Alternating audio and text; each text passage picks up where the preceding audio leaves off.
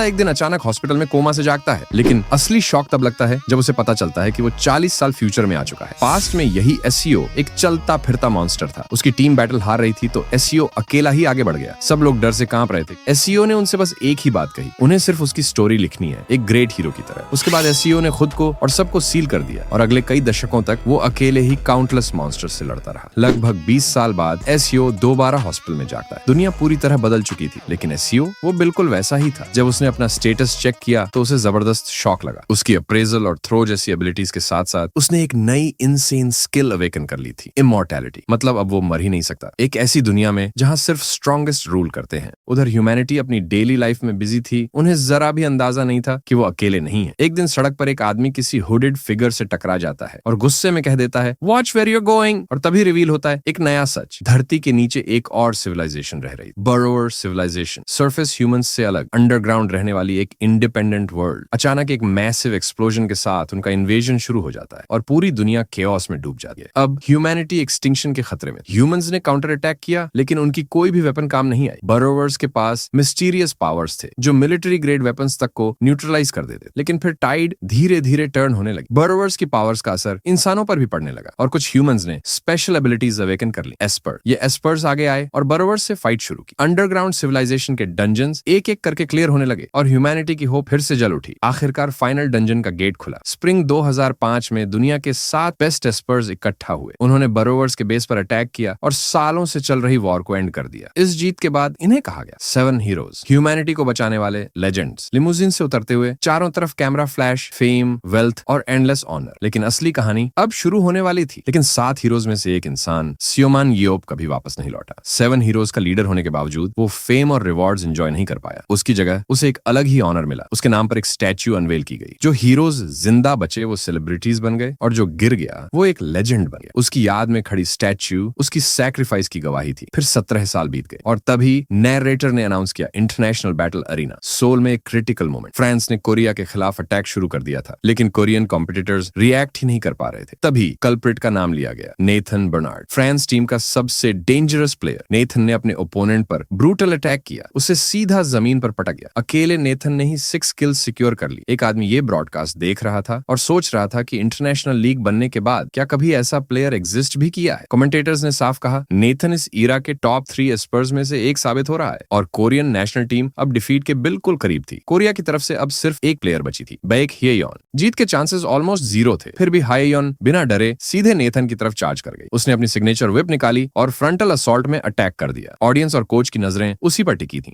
हिएयोन ने बिना रुके सीधा वेपन से वार किया। नेथन हल्के से मुस्कुराया और बोला, उसे यही एक्सपेक्ट था एक 7 हीरोज की डॉटर से। लेकिन फिर उसने कोल्ड टोन में कहा, ऐसी टीम के साथ वो कभी जीत नहीं सकती। काउंटर अटैक में नेथन ने हिएयोन को डिफीट कर दिया। कोरिया हार गया। नेशनल टीम एक सिंगल प्लेयर नेथन बर्नार्ड्स को भी नहीं हरा पाई। मैच का MVP वही था। क्राउड मायूस हो गया। लोगों को याद आने लगा वो ईरा जब कोरियन एस्पर्स पूरी दुनिया पर डोमिनेट करते थे। कोच ने अंदर ही अंदर माना, कई डंजन्स क्लियर करने के बावजूद वो न्यू टाइम्स के साथ इवॉल्व नहीं कर पाए। ये डिफीट कोच बैक जाए हा के लिए पूरी तरह क्रशिंग थी। ये उस देश के लिए डिसग्रेस था जिसने सायोम, येओप और बैक जय हो जैसे हीरोज पैदा किए थे। टोटल डिफीट के सामने कोच ने रेलिंग को कसकर पकड़ लिया। कमेंटेटर्स ने भी एडमिट किया, स्ट्रॉन्ग टीम होने के बावजूद ये मैच डाउनराइट पैथेटिक था। उन्होंने इमेजिन किया पब्लिक का कितना बड़ा डिसअपॉइंटमेंट होगा। ऑनलाइन मैसेजेस में लोगों का गुस्सा साफ दिख रहा था। आउटरेज, क्रिटिसिज्म लगातार बढ़ता जा रहा। लोग सवाल पूछ रहे थे, आखिर 7 हीरोज में से एक होते हुए भी कोच खुद फाइट में क्यों नहीं उतरा। क्राउड पूरी तरह भड़क चुका था। लोग बू कर रहे थे, गालियां चिल्ला रहे थे और एक नई नेशनल टीम की डिमांड कर रहे थे। लोग कह रहे थे कि पूरी टीम में अगर कोई वर्थ का प्लेयर है तो बस बैक हायोन। 7 हीरोज में से एक बैक जय हो खाली पड़े गेम पॉड्स को देख रहा था और हालात की हालत पर अफसोस कर रहा था। नेशनल टीम के हेड कोच के तौर पर उसका तीसरा मैच भी डिफीट में ही खत्म हुआ। बैटल खत्म होते ही प्लेयर ने मॉड्यूल से डिस्कनेक्ट किया और बैटलफील्ड से बाहर आ गई। उसने कहा, उसे ऐसा लग रहा था जैसे क्राउड ये कह रहा हो, हायोन के अलावा बाकी सब रिप्लेसेबल हैं। फिर उसने खुद से सवाल किया, क्या कोरियन एस्पर्स की मशहूर विल पावर और स्ट्रेंथ अब पास्ट की बातें बन चुकी हैं। कोच कॉरिडोर से नीचे चलता हुआ बोला, उनकी मेंटेलिटी कमजोर है और स्किल लेवल भी बहुत लो हो चुका है। उसने कहा कि बेस्ट एक्सपर्ट्स तो बहुत पहले ही जा चुके हैं और फिर खुद ही बोला, वो इसलिए जा चुके हैं क्योंकि वो मर चुके हैं। इतना कहकर वो हॉलवे के बीच में रुक गया। एक गहरी सांस ली और योप का नाम पुकारा। जे हो ने दीवार पर लगी एक पुरानी फोटो की तरफ देखा और बोला, काश उसका दोस्त आज भी जिंदा होता। तभी दरवाजे पर कोई आ गया और बोला कि इंटरव्यूज के लिए चलना होगा, सब लोग वेट कर रहे हैं। ये सुनकर कोच ने फिर से साई ली। उसने कहा कि वो जाएगा और सिटीजन से अपॉलॉजी देगा। उसने उस यंग आदमी के कंधे पर हाथ रखा और बोला, उन्हें कोच भी इसी वजह से बनाया गया है। मुड़ते हुए जेहो ने कहा, इस टीम के साथ जीतना इम्पॉसिबल है, ये लोग बहुत वीक हैं और सही मेंटालिटी ही नहीं है। असिस्टेंट ने आर्ग्यू किया, वो अभी ज्यादा टाइम से कोच भी नहीं बना, ये तो बस शुरुआत है। लेकिन जेहो ने कहा उसे इंटरव्यू में ही अपना रेजिग्नेशन सबमिट कर देना चाहिए। वो दरवाजे की तरफ बढ़ते हुए बोला, जब तक सायोम और योप उस दरवाजे से चलकर अंदर नहीं आते तब तक कुछ भी बदलने वाला नहीं है। उसने खुद से कहा, अगर वो चला गया तो नेशनल टीम सच में होपलेस हो जाएगी। फिर भी उसने मन बना लिया, इस बार उसे सच में रिजाइन करना ही होगा। तभी अचानक उसकी जैकेट की पॉकेट में फोन बजने लगा। कॉल एसोसिएशन के प्रेसिडेंट की थी। उसने सोचा शायद उसे लेक्चर देने के लिए कॉल आया है। कॉल उठाते ही प्रेसिडेंट ने पूछा, क्या उसने न्यूज सुनी? जायहो ने कहा, उसने अपनी आंखों से देखा है कि नेशनल टीम ने हारकर देश की डिसग्रेस कर दी। लेकिन प्रेसिडेंट ने तुरंत डिनाई किया और बोला, वो इस बारे में बात नहीं कर रहा। ये सुनकर कोच को जबरदस्त शॉक लगा। उसने पूछा, आखिर वो क्या कहना चाह रहे हैं? और उसी पल आसमान से एक फिगर तेज रफ्तार में एक पोर्टल से गिरता हुआ आया। वो सीधे एक भीड़ भाड़ वाले सिटी स्क्वायर के बीचों बीच आकर लैंड हुआ। उसके जमीन पर गिरते ही जबरदस्त इंपैक्ट हुआ और आसपास खड़े लोग घबरा गए। ग्वांगह्वामुन स्क्वायर में अफरा तफरी मच गई। लोग चिल्लाने लगे कि एडमिरल यी सुनशीन और किंग सेजोंग द ग्रेट की स्टैच्यूज के पास आसमान से कोई आर्मर्ड आदमी गिरा है। वहां तीसरी स्टैच्यू भी थी, उस इंसान की जिसने अपने 6 साथियों को बचाने के लिए खुद को सैक्रिफाइस कर दिया था। और उसी टूटी हुई स्टैच्यू के बेस पर बैठा था एक ही इंसान, सेयोम योप खुद। चारों तरफ लोग उसे रिकॉर्ड कर रहे थे। भीड़ उसका नाम चिल्लाने लगी। कंफर्म हो चुका था, वो सच में सेयोम योप ही था। उधर फोन पर प्रेसिडेंट गुस्से में चिल्ला रहा था, क्या वो बहरा हो गया है? उसे समझ क्यों नहीं आ रहा कि वो क्या कह रहा है? अपनी ही स्टैच्यू के सामने वो हीरो धीरे धीरे अपना सिर उठाता है और तभी प्रेसिडेंट ने सबसे बड़ा न्यूज अनाउंस किया, सेयोम योप जिंदा लौट आया है। फ्लैशबैक में दिखता है सेयोम योप अकेला शैडो क्रीचर्स की पूरी हॉर्ड के सामने खड़ा है। वो शील्ड वाले एक मॉन्स्टर का जबरदस्त अटैक पैरी करता है। चारों तरफ से काउंटलेस एनिमीज उस पर टूट पड़ते हैं। वो खुद को आने वाले ब्रूटल कॉम्बैट के लिए तैयार करता है। शैडो क्रीचर्स उसे घूरते हैं और फिर एक साथ आगे बढ़ते हैं। डंजन के डोर्स उसके पीछे हमेशा के लिए बंद हो जाते हैं। वो कंफर्म करता है अब डोर सील हो चुके हैं। अकेला वो मॉन्स्टर्स की पूरी आर्मी और उनके डंजन मास्टर का सामना करता है। डंजन मास्टर ऊपर से उसे देखता है और चिल्लाता है, फाइट टू द डेथ। और तभी अचानक एक आदमी हॉस्पिटल बेड पर उठकर बैठ जाता है। वो हांफते हुए बेड के किनारे बैठता है। एक नर्स अंदर आती है और कहती है, आखिरकार वो जाग गया। वो सिर पकड़कर पूछता है, वो कहाँ है? नर्स बताती है कि वो हॉस्पिटल में है और पूछती है कि वो कैसा महसूस कर रहा है। उसे सब कुछ सुनकर प्योर कंफ्यूजन होता है, लेकिन असली शॉक तब लगता है जब उसे पता चलता है कि साल 2005 नहीं 2021 चल रहा है। वो घबरा जाता है और कहता है, वो तो 2005 में फाइनल डंजन में एंटर हुआ था। नर्स कहती है कि करंट सिचुएशन समझने के लिए उसे एक्सप्लेनेशन चाहिए होगी। वो टीवी ऑन करती है और उसे देखने को कहती है। टीवी पर न्यूज एंकर दिन की बड़ी खबर दिखाता है, साओमन योप के बारे में। रिपोर्ट में अनाउंस किया जाता है 7 हीरोज का लीडर 17 साल बाद जिंदा लौट आया। जर्नलिस्ट बताता है कि वो आसमान से गिरा और अनकॉन्शियस हालत में मिला, लेकिन इंजरीज सिर्फ माइनर थी। न्यूज ये भी बताती है कि 17 साल बीत जाने के बावजूद वो बिल्कुल भी एज्ड नहीं हुआ। एक्सपर्ट्स का मानना है कि ये सब टाइम डिस्टॉर्शन की वजह से हुआ है। रिपोर्ट खत्म होते ही वो खुद से सवाल करता है, क्या सच में 17 साल गुजर चुके हैं? उसके लिए तो ये सब 2005 की ही बात लग रही थी, जैसे बस कुछ दिन पहले हुआ हो। नर्स कंफर्म करती है और बताती है कि इसी वजह से बाहर इतना बड़ा कमोशन मचा हुआ है। वो खिड़की की तरफ इशारा करती है और वार्न करती है कि उसके आने के बाद से ही रिपोर्टर्स बाहर कैंप किए बैठे हैं। वो बाहर खड़े जर्नलिस्ट्स की भीड़ को देखता है और मन ही मन सोचता है, 17 साल बाद भी कुछ चीजें बिल्कुल नहीं बदली हैं। फिर वो एक मिरर मांगता है। नर्स कहती है कि वो अभी ला कर दे। मिरर हाथ में लेते हुए वो पूछती है, क्या ये ठीक है? वो मिरर में देखता है और समझ जाता है वो जरा भी एज्ड नहीं हुआ। वो सोचता है 47 साल की उम्र में कोई ऐसा दिख ही नहीं सकता। उसके दिमाग में सवाल उठता है, क्या ये सच में 17 साल बाद वाली उसकी ही दुनिया है? और तभी उसे खतरनाक रियलाइजेशन होता है। वो घबरा कर पूछता है, उसका सारा मनी कहाँ है? नर्स बताती है, उसकी विल के मुताबिक सारा पैसा एक चिल्ड्रंस फंड को डोनेट कर दिया गया है। ये सुनते ही उसका चेहरा उतर जाता है, प्योर डिस्पेयर। वो फिर पूछता है, उसका हाउस? नर्स जवाब देती है, अब वो एक म्यूजियम बन चुका है, नाम है साओमन योप्स हाउस। वो अगला सवाल करता है, उसकी कार? नर्स बताती है, वो चैरिटी ऑक्शन में बेच दी गई। ये सुनकर वो पूरी तरह टूट जाता है। वो खुद से कहता है, अब वो म्यूजियम में तो रह नहीं सकता, मतलब अब वो होमलेस भी है और पेनीलेस भी। साओमन योप अफसोस करता है, अगर उसे पहले पता होता तो वो थोड़ा सा अपने लिए बचा ले। नर्स उसे रिएश्योर करती है, कोई उसे अबैंडन नहीं करेगा। वो बताती है कि बैक जेहो पहले ही कांटेक्ट कर चुका है और वो जल्द ही हॉस्पिटल पहुंचने वाला है। वो इस पर अग्री करता है। नर्स कहती है कि वो उसे अकेला छोड़ रही है और जरूरत हो तो बेल रिंग करने को कहती है। सब कुछ अपनी आंखों से देखने के बावजूद उसे यकीन नहीं हो रहा था। वो तय करता है कि डिटेल्स वो बाद में जीहो से पूछेगा। अभी के लिए वो अपनी फिजिकल कंडीशन चेक करेगा। तभी वो अपनी एबिलिटी एक्टिवेट करता है, स्कैनर आई। यही वो एबिलिटी थी जिसने उसे दुनिया का सबसे स्ट्रॉन्गेस्ट बनाया। ये पावर किसी भी टारगेट की इंफॉर्मेशन एनालाइज और विजुअलाइज कर सकती है। ये सिर्फ करंट एबिलिटीज ही नहीं, फ्यूचर में अवेकन होने वाली डोरमेंट पावर्स तक डिटेक्ट कर लेती है। इसी वजह से वो बाकी सबसे काफी तेज डेवलप कर पाया और इसी कारण करियर के शुरुआती दौर में ही वो डंजन रेड्स लीड करने लगा।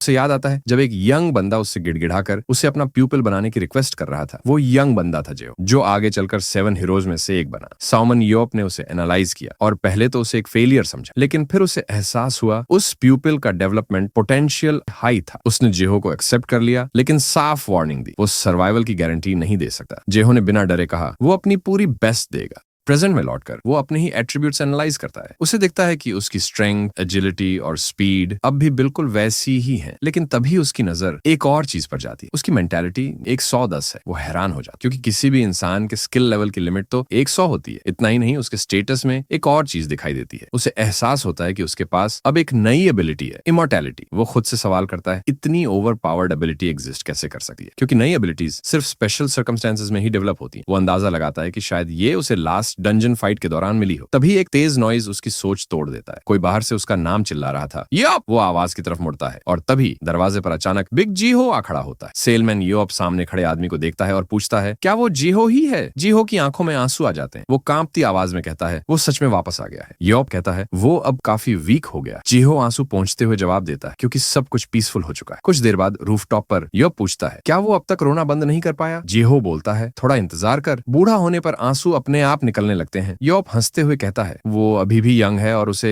ये सब नहीं पता। फिर योप टॉपिक बदलता है और पूछता है क्या उसने अपना प्रॉमिस निभाया। जीहो कंफ्यूज्ड होकर पूछता है कौन सा प्रॉमिस। योप उसे उसकी बायोग्राफी याद दिलाता है और तब जाकर जीहो को याद आता है। वो बताता है कि उसने फैंटेसी नॉवेल्स के लिए फेमस एक गोस्ट राइटर हायर किया था। योप मजाक में पूछता है कहानी की शुरुआत उसके अंडे से हैच होने से तो नहीं होती। बुक के अलावा एक डॉक्यूमेंट्री और एक फिल्म ने उसे लगभग एक मिथिकल गॉड बना दिया। प्लॉट्स चाहे कितने ही बैड क्यों ना हो, सब कुछ वायरल हो गया। मूवी तो world wide box office hit बन गई। योप बस शांति से पूछता है इससे क्या फर्क पड़ता है। वो कहता है उसे लगा था कि वो डंजन में मर गया है, लेकिन 17 साल बाद हॉस्पिटल में जाग गया। वो जानता है कि वो डिलीरियस नहीं है। फिर भी ये सब एक्सेप्ट करना आसान नहीं और हालत और खराब तब हो गई जब उसने दुनिया बचाई, लेकिन अब वो पुअर और होमलेस है। जेहो उसे रीअश्योर करता है, इसीलिए तो फ्रेंड्स होते हैं। वो उसके पैसों में मदद करेगा। योप उसे देखकर कहता है वो सच में बड़ा हो गया है। वो पूछता है क्या उसने इन 17 सालों में पैसा कमाया और बिजनेस शुरू किया। जेहो समझाता है उसने डंजन्स से रिवॉर्ड मनी कमाया और वो कहता है एक लिमिट होती है कि इंसान कितना खा सकता है और कितना आराम कर सकता है। वो मजाक में पूछता है इतना क्लूलेस आदमी बिजनेस चलाते हुए बैंकरप्ट कैसे नहीं हो गया। जेहो हंसते हुए मान लेता है उसने भी यही सोचा, इसीलिए उसने एक प्रोफेशनल हायर कर लिया जो सब कुछ हैंडल करता था। योप फिर कैजुअली पूछता है क्या वो अब अनएम्प्लॉयड है। जेहो कहता है कि उसके पास जॉब है। योप क्यूरियस होकर पूछता है वो आखिर करता क्या है। जेहो थोड़ा रुककर बताता है कि वो अब कोच है और वो भी नेशनल टीम का हेड कोच। योप हैरान होकर पूछता है कि वो इतनी धीमी आवाज में क्यों बोल रहा है और आखिर वो किस तरह का कोच है। लेकिन जेहो उसे एक पल रुकने को कहता है और अपना फोन निकालता है। वो फोन पर एक मैच दिखाता है और योप से देखने को कहता है। योप स्क्रीन पर चल रही इमेजेस देखता है और पूछता है क्या ये वही डंजन्स नहीं है जिन्हें वो लोग रेड करते थे और क्या वो तो कब के डिसअपीयर नहीं हो चुके थे। जेहो समझाता है कि ये असली डंजन नहीं बल्कि एक रियलिटी स्पॉट है जिसे बैटल ग्राउंड कहा जाता है। इसमें वर्चुअल रियलिटी डंजन्स बनाए जाते हैं जहां दो टीम्स एक दूसरे से फाइट करती हैं सिर्फ स्पोर्ट के लिए। वॉर के बाद एस्पर्स को यूज करके ये नया बिजनेस शुरू किया गया जो धीरे धीरे दुनिया का सबसे पॉपुलर स्पोर्ट बन गया। योप इसे देखकर कहता है कि ये सब उसे किसी बच्चे का खेल लग रहा है, लेकिन जेहो तुरंत उसे करेक्ट करता है और कहता है कि ऐसा नहीं है। वो बताता है कि टॉप प्लेयर्स में कुछ ऐसे एस्पर्स भी हैं जो 7 हीरोज के बराबर फाइट कर सकते हैं और battle ground world cup ranking किसी भी देश की प्राइड बन चुकी है। योप तुरंत पूछता है तो कोरिया की रैंकिंग क्या है। जेहो ये सवाल सुनकर चौंक जाता है। वो मजाक में पूछता है क्या योप बुढ़ापे में डेफ हो गया है और फिर दोबारा कोरिया की रैंकिंग बताने लगता है। योप आर्ग्यू करता है कि कोरिया के पास तो हमेशा से पावरफुल एस्पर्स रहे हैं तो रैंकिंग हाई ही होनी चाहिए। जेहो थोड़ा रुकता है और ऑनेस्टली कहता है कोरिया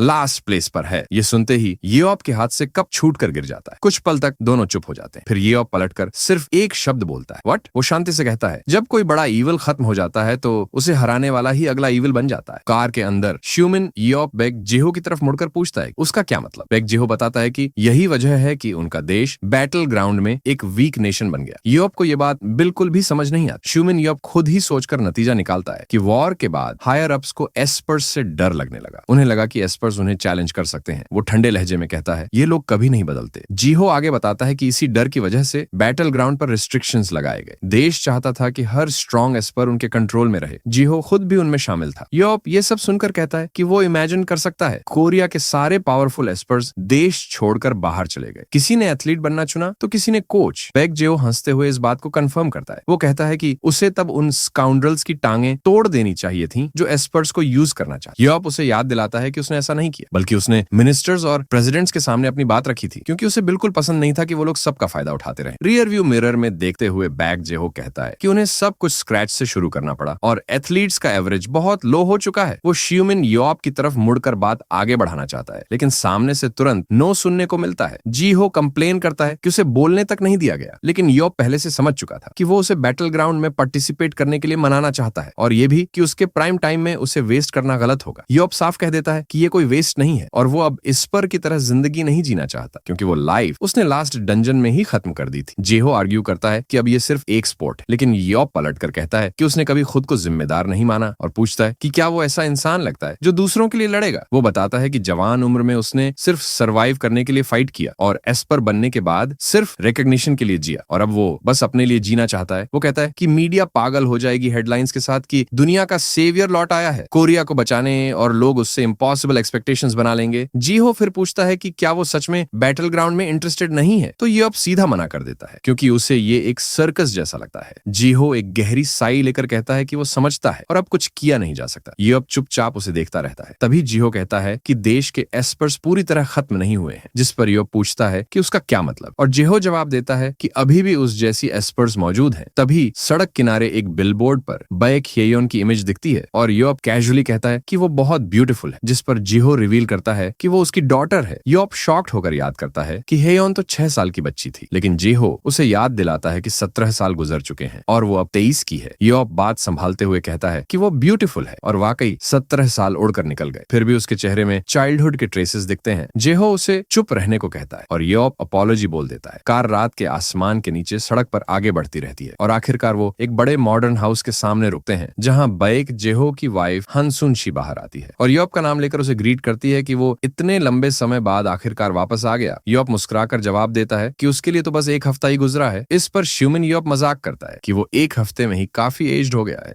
और सुनशी हंसते हुए उसे सिली कहती है। हनसुनशी अपने हस्बैंड से कहती है कि वो ड्राइविंग से थक गया होगा, लेकिन बैक जेहो जवाब देता है कि एक ऐसे दोस्त के लिए जिसे वो 17 साल से मरा हुआ समझ रहा था, इतना करना तो कुछ भी नहीं है। दोनों को साथ देखकर श्यूमिन योप सोचता है कि अब जाकर ये बात सच में उसके दिमाग में बैठ रही है कि वो वाकई सरवाइव करके लौट आया है। उसे एहसास होता है कि अब वो एक पीसफुल वर्ल्ड में खड़ा है, जहां ना कोई वॉर है ना कोई डंजन, और उस घर के सामने खड़े होकर वो सोचता है कि अब अपनी जिंदगी के साथ आखिर करेगा क्या। फिलहाल वो डिसाइड करता है कि थोड़ा रिलैक्स ही कर लिया जाए और रिमोट उठा लेता है। सोफा पर लेटकर वो सोचता है कि देखने लायक कुछ अच्छा है भी या नहीं। तभी स्क्रीन पर कुछ ऐसा आता है जो उसे शॉक कर देता है। वो तुरंत उठकर बैठ जाता है और रीप्ले देखते हुए एंडिंग जानने को एक्साइटेड हो जाता है। मुट्ठियां भींचकर वो बोल उठता है, दिस इज इट, और फिर खुद से कहता है कि यही तो वजह है जिसकी वजह से वो जिंदा बचा। तभी बैक जेहो कमरे में आता है और योप उसे अनाउंस करता है कि वो सीरीज को एंड तक बिंज वॉच करेगा, ढेर सारे स्नैक्स के साथ। इतना ही नहीं, वो ये भी कहता है कि 2005 के बाद जितने भी शोज उसने मिस किए हैं वो सब देखेगा। ये सुनकर जेहो पूरी तरह शॉक्ड रह जाता है और भागकर पूछता है कि क्या वो सच में बस घर पर बैठकर सारे शोज देखने वाला है। योप उसे याद दिलाता है कि उसी ने कहा था जो मन करे वो करे, और जेहो मजबूरी में अग्री कर जाता है। लेकिन फिर वो कर्टन हटाकर दिखाता है कि रिपोर्टर्स कई दिनों से बाहर कैंप किए हुए हैं और जब तक उसे देख नहीं लेते जाने वाले नहीं है। योप सोफा से उठकर विंडो के पास जाता है और बाहर रिपोर्टर्स की मैसिव क्राउड देखकर पलटकर उन्हें अनोइंग लीचेस कहता है, समझते हुए कि अब कोई ऑप्शन नहीं बचा।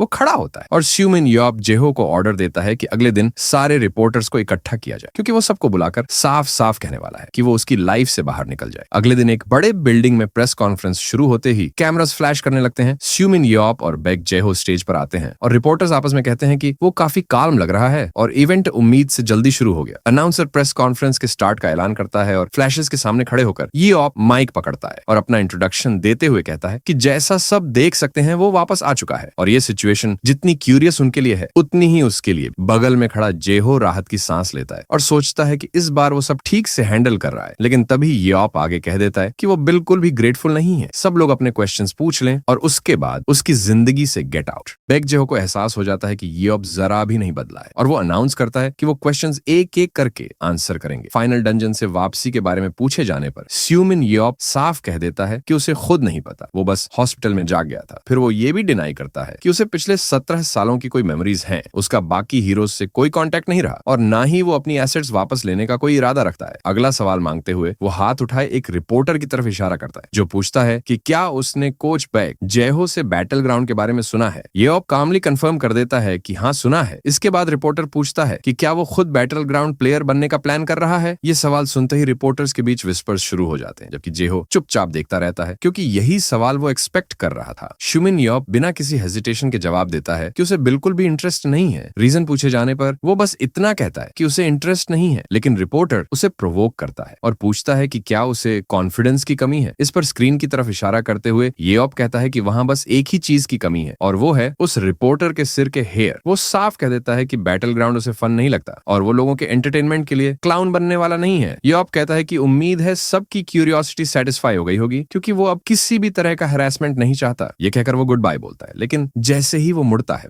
जायहो सबको आने के लिए थैंक्स बोलता है। तभी एक रिपोर्टर उन्हें रुकने को कहता है और आखिरी सवाल पूछने की परमिशन मांगता है। वो बताता है कि जेरल्ड वॉकर नाम के एक प्लेयर ने कहा है कि यॉप उसके लेवल का नहीं है, और पूछता है कि वो इस बारे में क्या सोचता है। श्यूमिन यॉप कुछ पल चुप रहता है और सिर्फ नाम दोहराता है। जेरल्ड वॉकर, रिपोर्टर एक्सप्लेन करता है कि वो अमेरिका का फेमस प्लेयर है, जिसे टैंकर पोजीशन का प्राइड कहा जाता है। यॉप पूछता है कि क्या वो स्ट्रॉन्गेस्ट प्लेयर है, जिस पर रिपोर्टर जवाब देता है कि टॉप पर 3 प्लेयर्स हैं, फ्रांस का नेथन बर्नार्ड, आयरलैंड का रॉय मायर और जर्मनी का डैनियल मैंस, और वॉकर स्किल्ड होने के बावजूद टॉप 3 में नहीं आता। ये सुनकर यॉप एक गहरी साई लेता है और कहता है कि उसे समझ आ गया है कि 17 साल गुजर चुके हैं। फिर वो सीधे वॉकर को मैसेज देता है कि अगर वो टॉप 3 में भी नहीं है तो इतना कॉकी न बने, और अगर उसे सच में फाइट करनी है तो बैटल ग्राउंड में नहीं बल्कि सामने आकर उससे मिले। इसके बाद शुमिन यॉप उंगली उठाकर साफ ऐलान कर देता है कि वो उसे खुद अपने बैकयार्ड में दफनाएगा। वहीं दूसरी तरफ एक बड़े टीवी स्क्रीन पर यह ब्रॉडकास्ट देखा जा रहा होता है, जहां प्लेयर एजेंसी का सीईओ जैकरी वुड गुस्से में जेरल्ड वॉकर से पूछता है कि क्या उसने वो सुना। तभी एक हाथ रिमोट कंट्रोल को चकनाचूर कर देता है और वॉकर गुस्से में वुड का नाम पुकारता है। फिर वो बिना रुके ऑर्डर देता है कि तुरंत कोरिया के लिए जेट प्रिपेयर किया जाए। उसी समय यूनाइटेड स्टेट्स और कोरिया के बीच ऑफिशियल मैच अनाउंस हो जाता है। फोन पर बैक जेहो शॉक में पूछता है कि इतना अचानक ये सब कैसे हो गया। तभी यॉप शोर से परेशान होकर कंप्लेन करता है और जेहो से बाहर जाने को कहता है। जेहो मान जाता है। यॉप फिर बोलता है कि वो टीवी ठीक से सुन ही नहीं पाया और पूछता है कि हुआ क्या है। तब जेहो उसे बताता है कि 2 हफ्ते बाद नेशनल टीम का मैच है। यॉप बिना इंटरेस्ट के बोलता है कि उसे फर्क नहीं पड़ता। इस पर जेहो उसे ब्लेम करता है और जेरल्ड वॉकर का नाम लेता है। यॉप कंफ्यूज्ड होकर पूछता है कि वो कौन है। जेहो याद दिलाता है कि वही जिसे वो बैकयार्ड में दफनाने की बात कर रहा था। तब जाकर यॉप को याद आता है। जेहो बताता है कि पब्लिक ह्यूमिलिएशन के बाद से वो आदमी बुरी तरह भड़का हुआ है, लेकिन यॉप उसे पैटी कहकर टाल देता है। जेहो समझाता है कि क्योंकि वॉकर यॉप से सीधे फाइट नहीं कर सकता, इसलिए वो कोरियन टीम से बदला लेगा। यॉप हैरान होकर पूछता है कि टीम का उससे क्या लेना देना, और उसे वियर्ड बोल देता है। जेहो बस सिर पकड़ लेता है और कहता है कि वो उसकी जगह एंजॉय कर लेगा। तभी यॉप अचानक स्ट्रेट बैठ जाता है और नेशनल टीम के मैच के बारे में पूछता है। फिर खास तौर पर पूछता है कि क्या हेयॉन भी वहां होगी, क्योंकि वो नेशनल टीम प्लेयर है। उधर बेक हेयॉन घर पहुंचकर अपनी मां को अनाउंस करती है और उसी पल काउच पर बैठे यॉप चौंक जाता है। हेयॉन की मां उसे जल्दी आने पर सरप्राइज दिखाती है तो हेयॉन बताती है कि जैसे ही उसे अंकल यॉप के आने की खबर मिली वो भागती हुई आ, क्योंकि वो उसे देखना चाहती। फिर वो पूछती है कि अंकल कहाँ है और माँ लिविंग रूम की तरफ इशारा करती है। काउच से यॉप उन्हें ग्रीट करता है। हेयॉन उसे देखते ही दौड़कर उस पर कूद पड़ती है। यॉप कंप्लेन करता है कि वो उसे ऑलमोस्ट मार ही दे, लेकिन हेयॉन बस यही कहती है कि वो कितनी खुश है कि वो वापस आ गया है। यॉप प्यार से उसके सिर पर हाथ फेरते हुए बोलता है कि उसे डर था कहीं वो उसे भूल न गई हो, जिस पर हेयॉन मुस्कुराकर कहती है कि वो उसे कभी नहीं भूल सकती, क्योंकि वही अंकल था जो उसे हमेशा वो स्वीट्स लाकर देता था जिन्हें उसके पेरेंट्स मना करते थे। श्यूमिन यॉप कमेंट्स करता है कि हेयॉन कितनी जल्दी बड़ी हो गई है, जिस पर हेयॉन बताती है कि वो अब 23 की है। वो पूछती है कि क्या उसने ऑफिशियल मैच के लिए वापस आया है, लेकिन यॉप साफ कह देता है कि वो बस उसे देखने आया है और मैच सेकेंडरी है। काउच पर बैठकर वो उसके करीब झुकती है और पूछती है कि क्या सच में वो बैटलफील्ड नहीं खेलना चाहता। यॉप सवाल करता है कि क्या जेहो ने उसे मनाने भेजा है और टॉपिक डिसमिस कर देता है। कहता है कि उसे कोई इंटरेस्ट नहीं है। हेयॉन इंसिस्ट करती है कि वो कारण जानना चाहती है, लेकिन यॉप जवाब देता है कि उसके अंकल के पास बहुत काम है। वो उसके हाथ को पकड़ती है और पूछती है कि क्या जेंटल प्ली भी काम नहीं करेगी, लेकिन यॉप डिनाइज करता है। हेयॉन कहती है कि वो बदल गया है और यॉप पलटकर कहता है कि असल में बदलने वाले वो लोग हैं। हेयॉन पीछे मुड़कर सोचती है कि वो पहले उसकी हर बात मान लिया करता था, लेकिन यॉप काउंटर करता है कि तब उसने सिर्फ स्नैक्स मांगे थे। हेयॉन फिर उससे पूछती है कि क्या वो उसके साथ लीग में एवेटार वेरिफिकेशन के लिए जाएगा। यॉप पूछता है कि एवेटार क्या है। टीवी की तरफ देखकर वो साफ कहता है कि वो नहीं जाएगा, लेकिन हेयॉन प्लीड करती है कि उसके पिता बिजी हैं और नहीं जा सकते। आखिरकार यॉप मान जाता है और पूछता है कि कहां जाना है, जिस पर हेयॉन मुस्कुराकर कहती है कि वहां जाकर पता चलेगा। वे कोरियन बैटलफील्ड एसोसिएशन पहुंचते हैं और एंट्रेंस पर उनका स्वागत किया जाता है। स्टाफ उन्हें एक टेक्नोलॉजिकल हॉलवे के थ्रू गाइड करता है। यॉप और हेयॉन 2 स्टाफ के पीछे चलते हैं। एक स्टाफ मेंबर हेयॉन को बताता है कि सबसे पहले उसकी एवेटार वेरिफिकेशन होगी, जिस पर वो अग्री करती है। सिस्टम उसके वेपन और आर्मर को वेरीफाई करता है और एवेटार सिंक्रोनाइज करता है। हेयॉन हेलमेट पहनकर कनेक्शन इनिशिएट करती है और उसका एवेटार वर्चुअल स्पेस में मटेरियलाइज हो जाता है। कंट्रोल रूम से ये ध्यान से उसका परफॉर्मेंस देखता है। वर्चुअल एनवायरनमेंट में हाईऑन मूवमेंट टेस्ट करने के लिए मॉन्स्टर मांगती है और सामने एक बड़ा वुल्फ लाइक क्रीचर मटेरियलाइज हो जाता है। यूप स्क्रीन पर कॉन्फ्रंटेशन देखता है और सोचता है कि क्या ये संभव भी है। स्टाफ मेंबर एक्सप्लेन करता है कि बैटलफील्ड एक वर्चुअल रियलिटी स्पोर्ट है जो सब कुछ रिक्रिएट करता है। यूप कमेंट करता है कि सिमुलेशन ऑलमोस्ट रियलिटी जैसी लग रही है और डिसाइड करता है कि वो देखेगा कि हेयोन कितनी अच्छी है। क्रीचर हाई स्पीड में एडवांस करता है और हेयोन विप लेकर काउंटर अटैक के लिए तैयार हो जाती है। फिर वो हवा में जंप करके डॉज करती है। उसकी विप सीधा क्रीचर की गर्दन में लिपट जाता है और एक जोरदार पुल में हेयोन उसे दूर फेंक देती। फिर हाथ में सोर्ड और डैगर लेकर आगे बढ़ती है और एक ही स्ट्राइक में मॉन्स्टर को 2 टुकड़ों में काट देती है। रिजल्ट देखते ही सिस्टम अनाउंस करता है कि एवेटार सिंक वेरिफिकेशन कंप्लीट हो गया है और कनेक्शन टर्मिनेट किया जा सकता है। हेयोन मुस्कुराती हुई सिमुलेशन से बाहर आती है और दौड़कर ह्यूमन यूप के पास जाती है। एक्साइटेड होकर पूछती है कि उसका परफॉर्मेंस कैसा, जिस पर यूप कैजुअली कहता है कि अभी उसे बहुत आगे जाना है। तो हेयोन तुरंत उसे चैलेंज कर देती है कि वो खुद ट्राई करके दिखाए। यूप मना करने ही वाला होता है कि हेयोन बीच में बोल पड़ती है कि बस एवेटार बनाना है। वो सिर्फ अपनी आंखों से उसकी ताकत देखना चाहती है, क्योंकि जब वो इतनी बड़ी हुई थी कि उसे लड़ते देख सके तब तक वो जा चुका था। ये सुनकर यूप कुछ पल चुप रहता है, फिर साय लेकर मान जाता है और सिर्फ एक बार टेस्ट देने को अग्री करता है, जिससे हेयोन बेहद खुश हो जाती है। स्टाफ मेंबर पास आकर कंफर्म करता है कि क्या यूप भी टेस्ट देगा और बताता है कि नॉर्मली एट्रीब्यूट्स मेजर करने पड़ते हैं, लेकिन ये ऑफिशियल मैच नहीं है, इसलिए सीधे टेस्ट पॉसिबल है। यूप पूछता है कि क्या वो ऐसे ही एंटर कर सकता है, तो स्टाफ बताता है कि वो एम्प्टी हैंडेड और ट्रैक सूट में होगा। फिर उसे वेपन लेने की सलाह देता है और 2 लोग बड़ी मुश्किल से स्पीयर और शील्ड लाते हैं। यूप उन्हें पकड़कर महसूस करता है कि ये काफी हल्के हैं। स्टाफ एक्सप्लेन करता है कि यही बैटलफील्ड स्टैंडर्ड है। यूप शील्ड छोड़कर कहता है कि सिर्फ स्पीयर काफी है और टेस्ट स्टार्ट करने को कहता है। सिमुलेशन के अंदर वो वर्चुअल डंजन में एंटर करता है। सिस्टम उसका डेटा स्कैन करके एवेटार क्रिएट करता है और यूप वर्चुअल टेस्ट रूम में मटेरियलाइज होकर कमेंट करता है कि फीलिंग बिल्कुल डंजन पोर्टल जैसी है। स्टाफ कंफर्म करता है कि कोई सिंक इशू नहीं होगा और हेयोन उसे गुड लक कहती है। स्ट्रेच करते हुए यूप उसी तरह का मॉन्स्टर मांगता है जैसा हेयोन ने फेस किया था। बटन प्रेस होते ही एरना में एक जायंट क्रिएचर मटेरियलाइज होता है और उसे देखते ही यूप पहचान लेता है कि ये सलाबून है। उसे लगता है कि ये कुछ अलग है, तो स्टाफ मेंबर समझाता है कि ये एक स्पेशल मॉन्स्टर है जिसे सिर्फ ऑरा से ही हराया जा सकता है। वो आगे बताता है कि अवेलेबल सारे डेटा का इस्तेमाल करके इस क्रीचर का सबसे स्ट्रॉन्गेस्ट वर्जन बनाया गया है। सलाबून उस पर झपट्टा मारता है, लेकिन ह्यूमन यूप आराम से अटैक डॉज कर लेता है। फिर वो क्रीचर को घूरता है, स्पीयर को बेकार मानकर साइड में फेंक देता है और सही पोस्चर लेकर मॉन्स्टर की तरफ एक ही सिंगल ब्लो मारता है। कंट्रोल रूम में हेयोन और स्टाफ ये देखकर पूरी तरह स्टन्ड रह जाते हैं। स्टाफ मेंबर डिसबिलीफ में पूछता है कि क्या उसने माथे पर बस एक फ्लिक मारकर मॉन्स्टर को हरा दिया, लेकिन यूप इसे कैजुअली डाउन प्ले कर देता है, जिस पर कंट्रोल रूम में मौजूद आदमी बोलता है कि सलाबून को हराना इतना आसान नहीं होता। यूप उनसे कहता है कि वो एक और ओपोनेंट भेजें क्योंकि उसे कुछ टेस्ट करना है। तभी एक नया क्रीचर मटेरियलाइज होता है और यूप को एनवायरनमेंट अपने टेस्ट के लिए परफेक्ट लगता है। वो कंप्लेन करता है कि पिछला मॉन्स्टर उसे वार्म अप तक नहीं दे पाया और पूछता है कि क्या करने को कुछ और नहीं है। तभी एक आवाज उसे वर्ल्ड्स बेस्ट एस्पर कहकर बुलाती है और फॉरेन लैंग्वेज सुनते ही यूप पलट कर देखता है। उधर कंट्रोल रूम में सिस्टम अलर्ट पर चला जाता है और सब सोचने लगते हैं कि हो क्या रहा है। स्टाफ मेंबर पैनल के जरिए सिचुएशन कंट्रोल करने की कोशिश करता है। स्क्रीन पर वार्निंग आती है कि एक unauthorised external connection attempt detect हुआ है और अगले ही पल पैनल से एक आदमी पीछे की तरफ उछल जाता है। अरीना में आग के बीच एक्स और शील्ड लिए एक नया वॉरियर प्रकट होता है। जमीन पर उतरते ही वो यूप से पूछता है कि फाइट का ऑफर अभी भी वैलिड है या नहीं। यूप चुपचाप उसे घूरता रहता है, तो वॉरियर उसे प्रोवोक करते हुए कहता है कि वो इसलिए शांत था क्योंकि उसे उम्मीद नहीं थी कि वो सच में आ जाएगा। फिर वो ऐलान करता है कि वो यही साबित करेगा कि 7 हीरोज का टाइटल बस एक लेबल है। इतना कहते ही वो पूरी स्पीड से यूप की तरफ बढ़ता है, जबकि यूप शांति से आते हुए अटैक को देखता रहता है। जोरदार वार जमीन पर गिरता है, तेज इंपैक्ट होता है और शील्ड टूटते ही वॉरियर घबरा कर पूछता है कि उसका ओपोनेंट कहाँ गया। तभी पीछे से एक आवाज पूछती है कि क्या वो डर गया है। अचानक ह्यूमन यूप उसके पीछे प्रकट होता है और जवाब देता है कि नहीं। फिर कहता है कि अब जाकर ये एक डिसेंट टेस्ट बनेगा। इतना बोलकर वो अपनी स्पीयर उठाता है और फाइट के लिए खुद को तैयार करता है। अरीना में दोनों ओपोनेंट्स एक दूसरे को थोड़ी दूरी से घूरते रहते हैं। कंट्रोल रूम में बैक हेयोन पूछती है कि ये सब क्या हो रहा है, तो कोई उसे कहता है कि वरी करने की जरूरत नहीं। तभी कंट्रोल रूम का दरवाजा खुलता है। हेयोन और स्टाफ एंट्रेंस की तरफ देखते हैं और बैक जेहो अंदर आता है। वो बताता है कि उसने सब ऑथराइज किया है, इसलिए टेंशन लेने की कोई बात नहीं। हेयोन उसे एसोसिएशन प्रेसिडेंट के तौर पर पहचान लेती है और पूछती है कि वो तो बिजी होने वाले थे, जिस पर जेहो समझाता है कि बात पहले ही हो चुकी थी, बस लोकल टीम तक न्यूज नहीं पहुंची। एसोसिएशन के वाइस प्रेसिडेंट पार्क जिनते मिस मॉस से पूछते हैं कि क्या ये काफी है, और एमा मॉस जो जेरल्ड वॉकर की मैनेजर है इस अनयूजुअल रिक्वेस्ट में को इंप्रेशन के लिए उन्हें थैंक्स कहती है। पास्ट सीन में बैक जेहो ह्यूमन यूप के सामने खाने से भरी टेबल के साथ खड़ा दिखता देखता है और पार्क चिंटे इस कॉन्फ्रंटेशन को ऑब्जर्व करता है। सोचता है कि शायद यही मौका येओप की बैटल ग्राउंड में इंटरेस्ट जगा दे। अरीना में दोनों फाइटर्स के वेपन्स तेजी से मूव करते हैं और फिर येओप की स्पीयर और जेरल्ड वॉकर की एक्स टकराती है। टकराव से जबरदस्त प्रेशर पैदा होता है। येओप पीछे की ओर स्लाइड करता है और हाथ जमीन पर टिकाकर खुद को संभालता है। वहीं जेरल्ड वॉकर अपनी एक्सेस से अगला अटैक प्रिपेयर करता है। येओप अपने ओपोनेंट को ध्यान से देखता है और फिर स्कैनर आई एबिलिटी एक्टिवेट करता है। सामने एक इन्फो स्क्रीन खुलती है जिसमें जेरल्ड वॉकर का डेटा दिखाई देता है। एनालिसिस से पता चलता है कि उसकी स्ट्रेंथ और एंड्योरेंस मैक्स लेवल पर है, जो उसे परफेक्ट टैंक बनाती है और येओप समझ जाता है कि सामने वाला दिखने से कहीं ज्यादा स्ट्रांग है। जेरल्ड वॉकर पूछता है कि वो फाइट करने की जगह बस उसे घूर क्यों रहा है, तो येओप हल्की स्माइल के साथ उसकी ताकत को एक्नॉलेज करता है और उसे हॉस्पिटल में मिली अपनी नई एबिलिटी याद आ जाती है। वो तय करता है कि इसी ओपोनेंट पर वो अपनी नई पावर टेस्ट करेगा और पूरी स्पीड से स्पीयर के साथ आगे बढ़ता है। जेरल्ड वॉकर भी मूवमेंट एंटिसिपेट करके तैयार हो जाता है, लेकिन येओप उसके चेहरे से बस कुछ इंचेस पहले ही रुक जाता है। वॉरियर हैरान होकर सोचता है कि वो आखिरी पल में क्यों रुका। येओप पास से उसे घूरता है और कहता है कि वो उसे कुछ फन दिखाएगा। फिर जमीन पर हाथ रखकर एक ऐसा ब्लो मारता है कि आसपास की जमीन चकनाचूर हो जाती है और कंट्रोल रूम में ह्येयोन घबराकर अपने अंकल का नाम पुकारती है।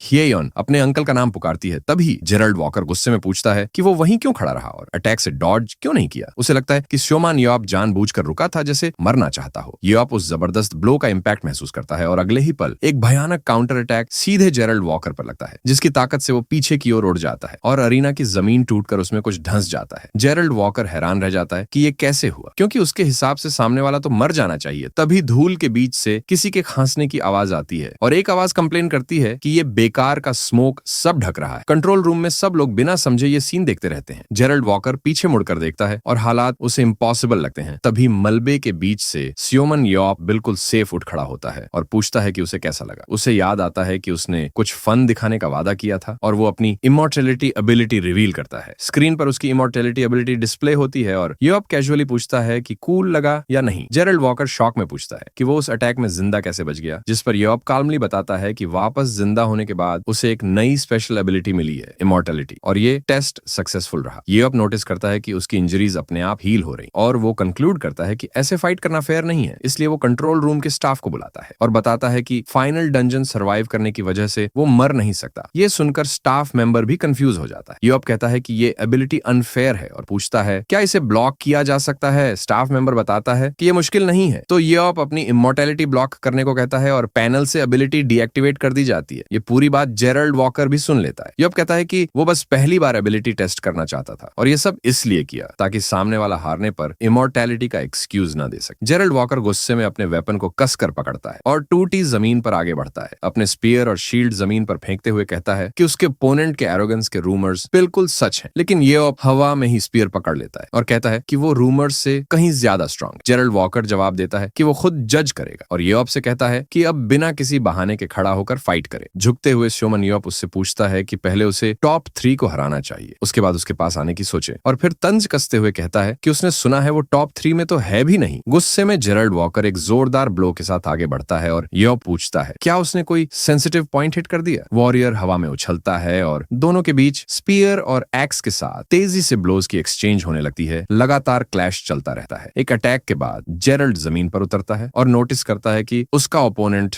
गायब हो चुका है। तभी स्योमन येओप उसके पीछे प्रकट होकर कहता है कि वो यहीं है। जेरल्ड तुरंत पलटता है, लेकिन येओप उसके कंधे के ऊपर से स्पीयर के टिप से अटैक करता है जो सीधे उसके चेहरे पर लगता है। हवा में पीछे की ओर उड़ते हुए जेरल्ड को देखकर येओप स्पीयर संभालता है और मानता है कि लिमिटेड विजन के बावजूद उसके रिएक्शंस तेज हैं, लेकिन फिर डिसाइड करता है कि अब फाइट खत्म करने का समय है। वो फोकस करता है और एक ही मूवमेंट में स्पीयर को जबरदस्त स्पीड से फेंक देता है। स्पीयर पूरी ताकत से जेरल्ड के शील्ड पर टकराता है और फिर अरीना की दूसरी तरफ दीवार से टकराकर एक्सप्लोड हो जाता है। स्योमन येओप मुस्कुराते हुए मुड़ता है, जबकि जेरल्ड वॉकर जमीन पर गिरकर अपने शील्ड के सहारे खड़ा होता है और रियलाइज करता है कि आखिरी पल में स्पीयर ने डायरेक्शन बदल ली थी, जिससे उसे येओप के कंट्रोल का लेवल समझ में आ जाता है। येओप बस अपने हाथ फैलाकर जीत का ऐलान करता है, लेकिन जेरल्ड घुटनों पर बैठकर कहता है कि फाइट अभी खत्म नहीं हुई और उसने जानबूझकर मिस किया। येओप उसे घूरता है, समझ नहीं पाता, फिर सलाह देता है कि वो छोटा शील्ड इस्तेमाल करे और टिपिकल टैंक की तरह बिहेव करना बंद करे। ये भी बताता है कि वो टिप्स इसीलिए दे रहा है क्योंकि बड़े शील्ड की वजह से उसका फील्ड ऑफ विजन ब्लॉक हो जाता है। जाता है। जेरल्ड इस बात पर रिएक्ट करता है और यूरोप अंदाजा लगाता है कि उसने लड़ाई के दौरान ज्यादा देखने के लिए वो शील्ड चुना था, लेकिन स्किल्ड ओपोनेंट्स के खिलाफ ये टैक्टिक डिसएडवांटेज बन जाती है, इसलिए लॉन्ग रन में छोटा शील्ड बेहतर रहेगा। जेरल्ड पूछता है क्या वो उसका मजाक उड़ा रहा है, तो यूरोप काल्मली कहता है कि टिप्स के बाद भी वो जीत नहीं पाएगा। जेरल्ड डिसाइड करता है कि ट्राई करने में हर्ज नहीं है। कंट्रोल रूम में सब लोग मॉनिटर पर ये फैसला देखते हैं और बैग जेहो खुद हैरान रह जाता है कि यूरोप जैसे मॉन्स्टर ने इतने स्ट्रॉन्ग ओपोनेंट को टिप्स दे दी। शोमैन यूरोप मुड़कर जाने लगता है और कहता है कि उसका काम हो गया है और अब उसे अपने शोज देखने। फिर वो जेरल्ड वॉकर की तरफ देखता है जो उसे घूर रहा होता है। यूरोप हाथ के इशारे से बोलता है कि उसे सिखाने की कंसल्टिंग फी लगेगी, जिस पर जेरल्ड पेमेंट के लिए मान जाता है, लेकिन एक कंडीशन रखता है। तो यूरोप पूछता ही है कि वो कंडीशन क्या है। जेरल्ड मांग करता है कि 2 हफ्ते बाद होने वाले ऑफिशियल मैच में दोनों की एक नई फाइट होनी चाहिए, लेकिन यूरोप साफ मना कर देता है और कहता है कि उसे बैटलफील्ड या पैसों में कोई इंटरेस्ट नहीं। जेरल्ड उसे पकड़कर कहता है कि उसकी पार्टिसिपेशन के बदले वो जो चाहे देगा, लेकिन यूरोप उसे जाने को कह देता है। वॉरियर आगे बढ़कर बोलता है कि अगली बार सब अलग होगा और यूरोप अपनी पावर को वेस्ट नहीं कर सकता, जिस पर यूरोप शांति से जवाब देता है कि फैसला उसी का है। अरीना में दोनों एक दूसरे को घूरते हुए स्टैंड ऑफ में खड़े रहते हैं। कंट्रोल रूम की टीम बस इस टेंस सीन को देखती रहती है और पार्क जिंटे चुपचाप सब ऑब्जर्व करता है। फिर हल्की मुस्कान के साथ डिसाइड करता है कि वो इस सिचुएशन को अपने फायदा के लिए यूज करेगा। दूसरी तरफ एक औरत टीवी पर ड्रामा बड़े ध्यान से देख रही होती है और सोफा पर लेटा स्योमन यूरोप भी सीन फॉलो कर रहा होता है, कैरेक्टर्स के फेट पर सवाल करते हुए। तभी अचानक ब्रेकिंग न्यूज आकर प्रोग्राम इंटरप्ट कर देता है। यूरोप झुंझला कर उठ बैठता है कि बेस्ट पार्ट पर ही इंटरप्ट कर दिया। एंकर अनाउंस करता है कि सायोमन यूरोप बैटलफील्ड में हिस्सा नहीं लेगा, लेकिन जेरल्ड वॉकर के साथ हुई हाल की डिस्कशन ने शायद उसका माइंड चेंज कर दिया। रिपोर्टर एक अनोनिमस इन्फॉर्मेंट का जिक्र करता है जिसने कॉन्फ्रंटेशन का वीडियो भेजा है। फिर अमेरिकन टीम की कंडीशन बताई जाती है कि अगर वो कोरिया को 11-0 से हरा दें तो स्योमन यूरोप को फ्रेंडली मैच खेलना होगा, और एंकर ये भी कह देता है कि यूरोप ने ये कंडीशन ऑलरेडी एक्सेप्ट कर ली है। शॉक्ड यूरोप खड़ा होकर पूछता है कि उसने ऐसा कब एक्सेप्ट किया। उधर कोरियन बैटलफील्ड एसोसिएशन के हेडक्वार्टर्स में प्रेसिडेंट ऑफिस का दरवाजा जोर से खुलता है और एक आदमी गुस्से में घुसकर पूछता है कि ये सब क्या हो रहा है। वो पार्क जिंटे की डेस्क तक पहुंचता है। कोई उसे रोकने की कोशिश करता है, लेकिन वो चिल्लाकर डिमांड करता है कि एनोनिमस टिप देने वाला कौन है। कसम खाता है कि वो उसे अपने हाथों से मार देगा। फिर अपने फोन पर वीडियो दिखाते हुए कंप्लेन करता है कि उन्होंने वो हिस्सा एडिट कर दिया जहां उसने प्रपोजल को रिजेक्ट किया था। वो आदमी गुस्से में ये कसम खा ही रहा होता है कि वीडियो लीक करने वाले को पकड़कर छोड़ेगा नहीं। तभी पार्क जिंटे अपनी कुर्सी से उठता है और फॉर्मली झुककर सायोमन यूरोप से इस पूरे इंसिडेंट के लिए माफी मांगता है। वो समझाता है कि अमेरिकन एसोसिएशन के रिक्वेस्ट को वो मना नहीं कर सकता था क्योंकि उनका जेरल्ड वॉकर के साथ अच्छा रिलेशन है और मीडिया प्रेशर भी बहुत ज्यादा था। यूरोप सिचुएशन समझ तो जाता है, लेकिन फिर भी हेजिटेट करता है। तभी पार्क जिंटे उसके कंधे पर हाथ रखकर कहता है कि चिंता करने की जरूरत नहीं है क्योंकि उसने पहले से एक प्लान बना रखा है। वो बताता है कि यूरोप की पार्टिसिपेशन के लिए उसने एक कंडीशन रखी है कि अगर अमेरिकन टीम बिना किसी डेथ के जीत जाती है तभी यूरोप फ्रेंडली मैच खेलेगा, और वो भी भरोसा दिलाता है कि डरने की बात नहीं क्योंकि कोरियन टीम वैसे भी बेस्ट नहीं है। ये सुनते ही यूरोप एक्सप्लोड हो जाता है और गुस्से में बोलता है कि उसे बैटलफील्ड में कोई इंटरेस्ट नहीं है और सब उसे बार बार क्यों परेशान कर रहे हैं। लेकिन पार्क जिंटे कहता है कि ये कंडीशन प्रैक्टिकली इम्पॉसिबल है, इसी वजह से सबने आराम से अग्रीमेंट कर लिया। फिर वो यूरोप का कॉलर पकड़कर उनकी फ्रेंडशिप का हवाला देता है और एक फेवर मांगता है। साथ ही प्रॉमिस करता है कि इस मैच से होने वाला सारा प्रॉफिट यूरोप की फेवरेट चिल्ड्रन चैरिटी में डोनेट कर दिया जाएगा। यूरोप क्लियरली इरिटेटेड होता है, लेकिन पुरानी दोस्ती को याद करके रिलक्टेंटली अग्री कर जाता है और साफ बोल देता है कि ये सिर्फ एक बार होगा, जिससे पार्क जिंटे खुशी से भर जाता है। प्रेसिडेंट ग्रेटिट्यूड में उसे किस करने झुकता है, लेकिन यूरोप उसे धक्का देकर रोक देता है और कहता है कि ठीक है। फिर वो अपनी फाइनल कंडीशन रखता है कि अगर किसी भी अमेरिकन प्लेयर की डेथ हुई तो वो पार्टिसिपेट नहीं करे। पार्क जिंटे मुस्कुराते हुए अग्री करता है और वादा करता है कि वो अपनी बात रखेगा। फिर मैटर सेटल होते ही वो सबको डिनर के लिए इनवाइट करता है और बोलता है कि बिल वो पे करेगा, साथ ही टूना सशिमी रेस्टोरेंट का नाम भी लेता है। बाहर जाते वक्त पार्क जिंटे एक पल रुककर सीरियस फेस के साथ पीछे देखता है और कंफर्म करता है कि वो अपना प्रॉमिस निभाएगा, लेकिन उसकी डेस्क पर पड़ा एक डॉक्यूमेंट मैच सिमुलेशन के रिजल्ट्स दिखाता है जहां कोरिया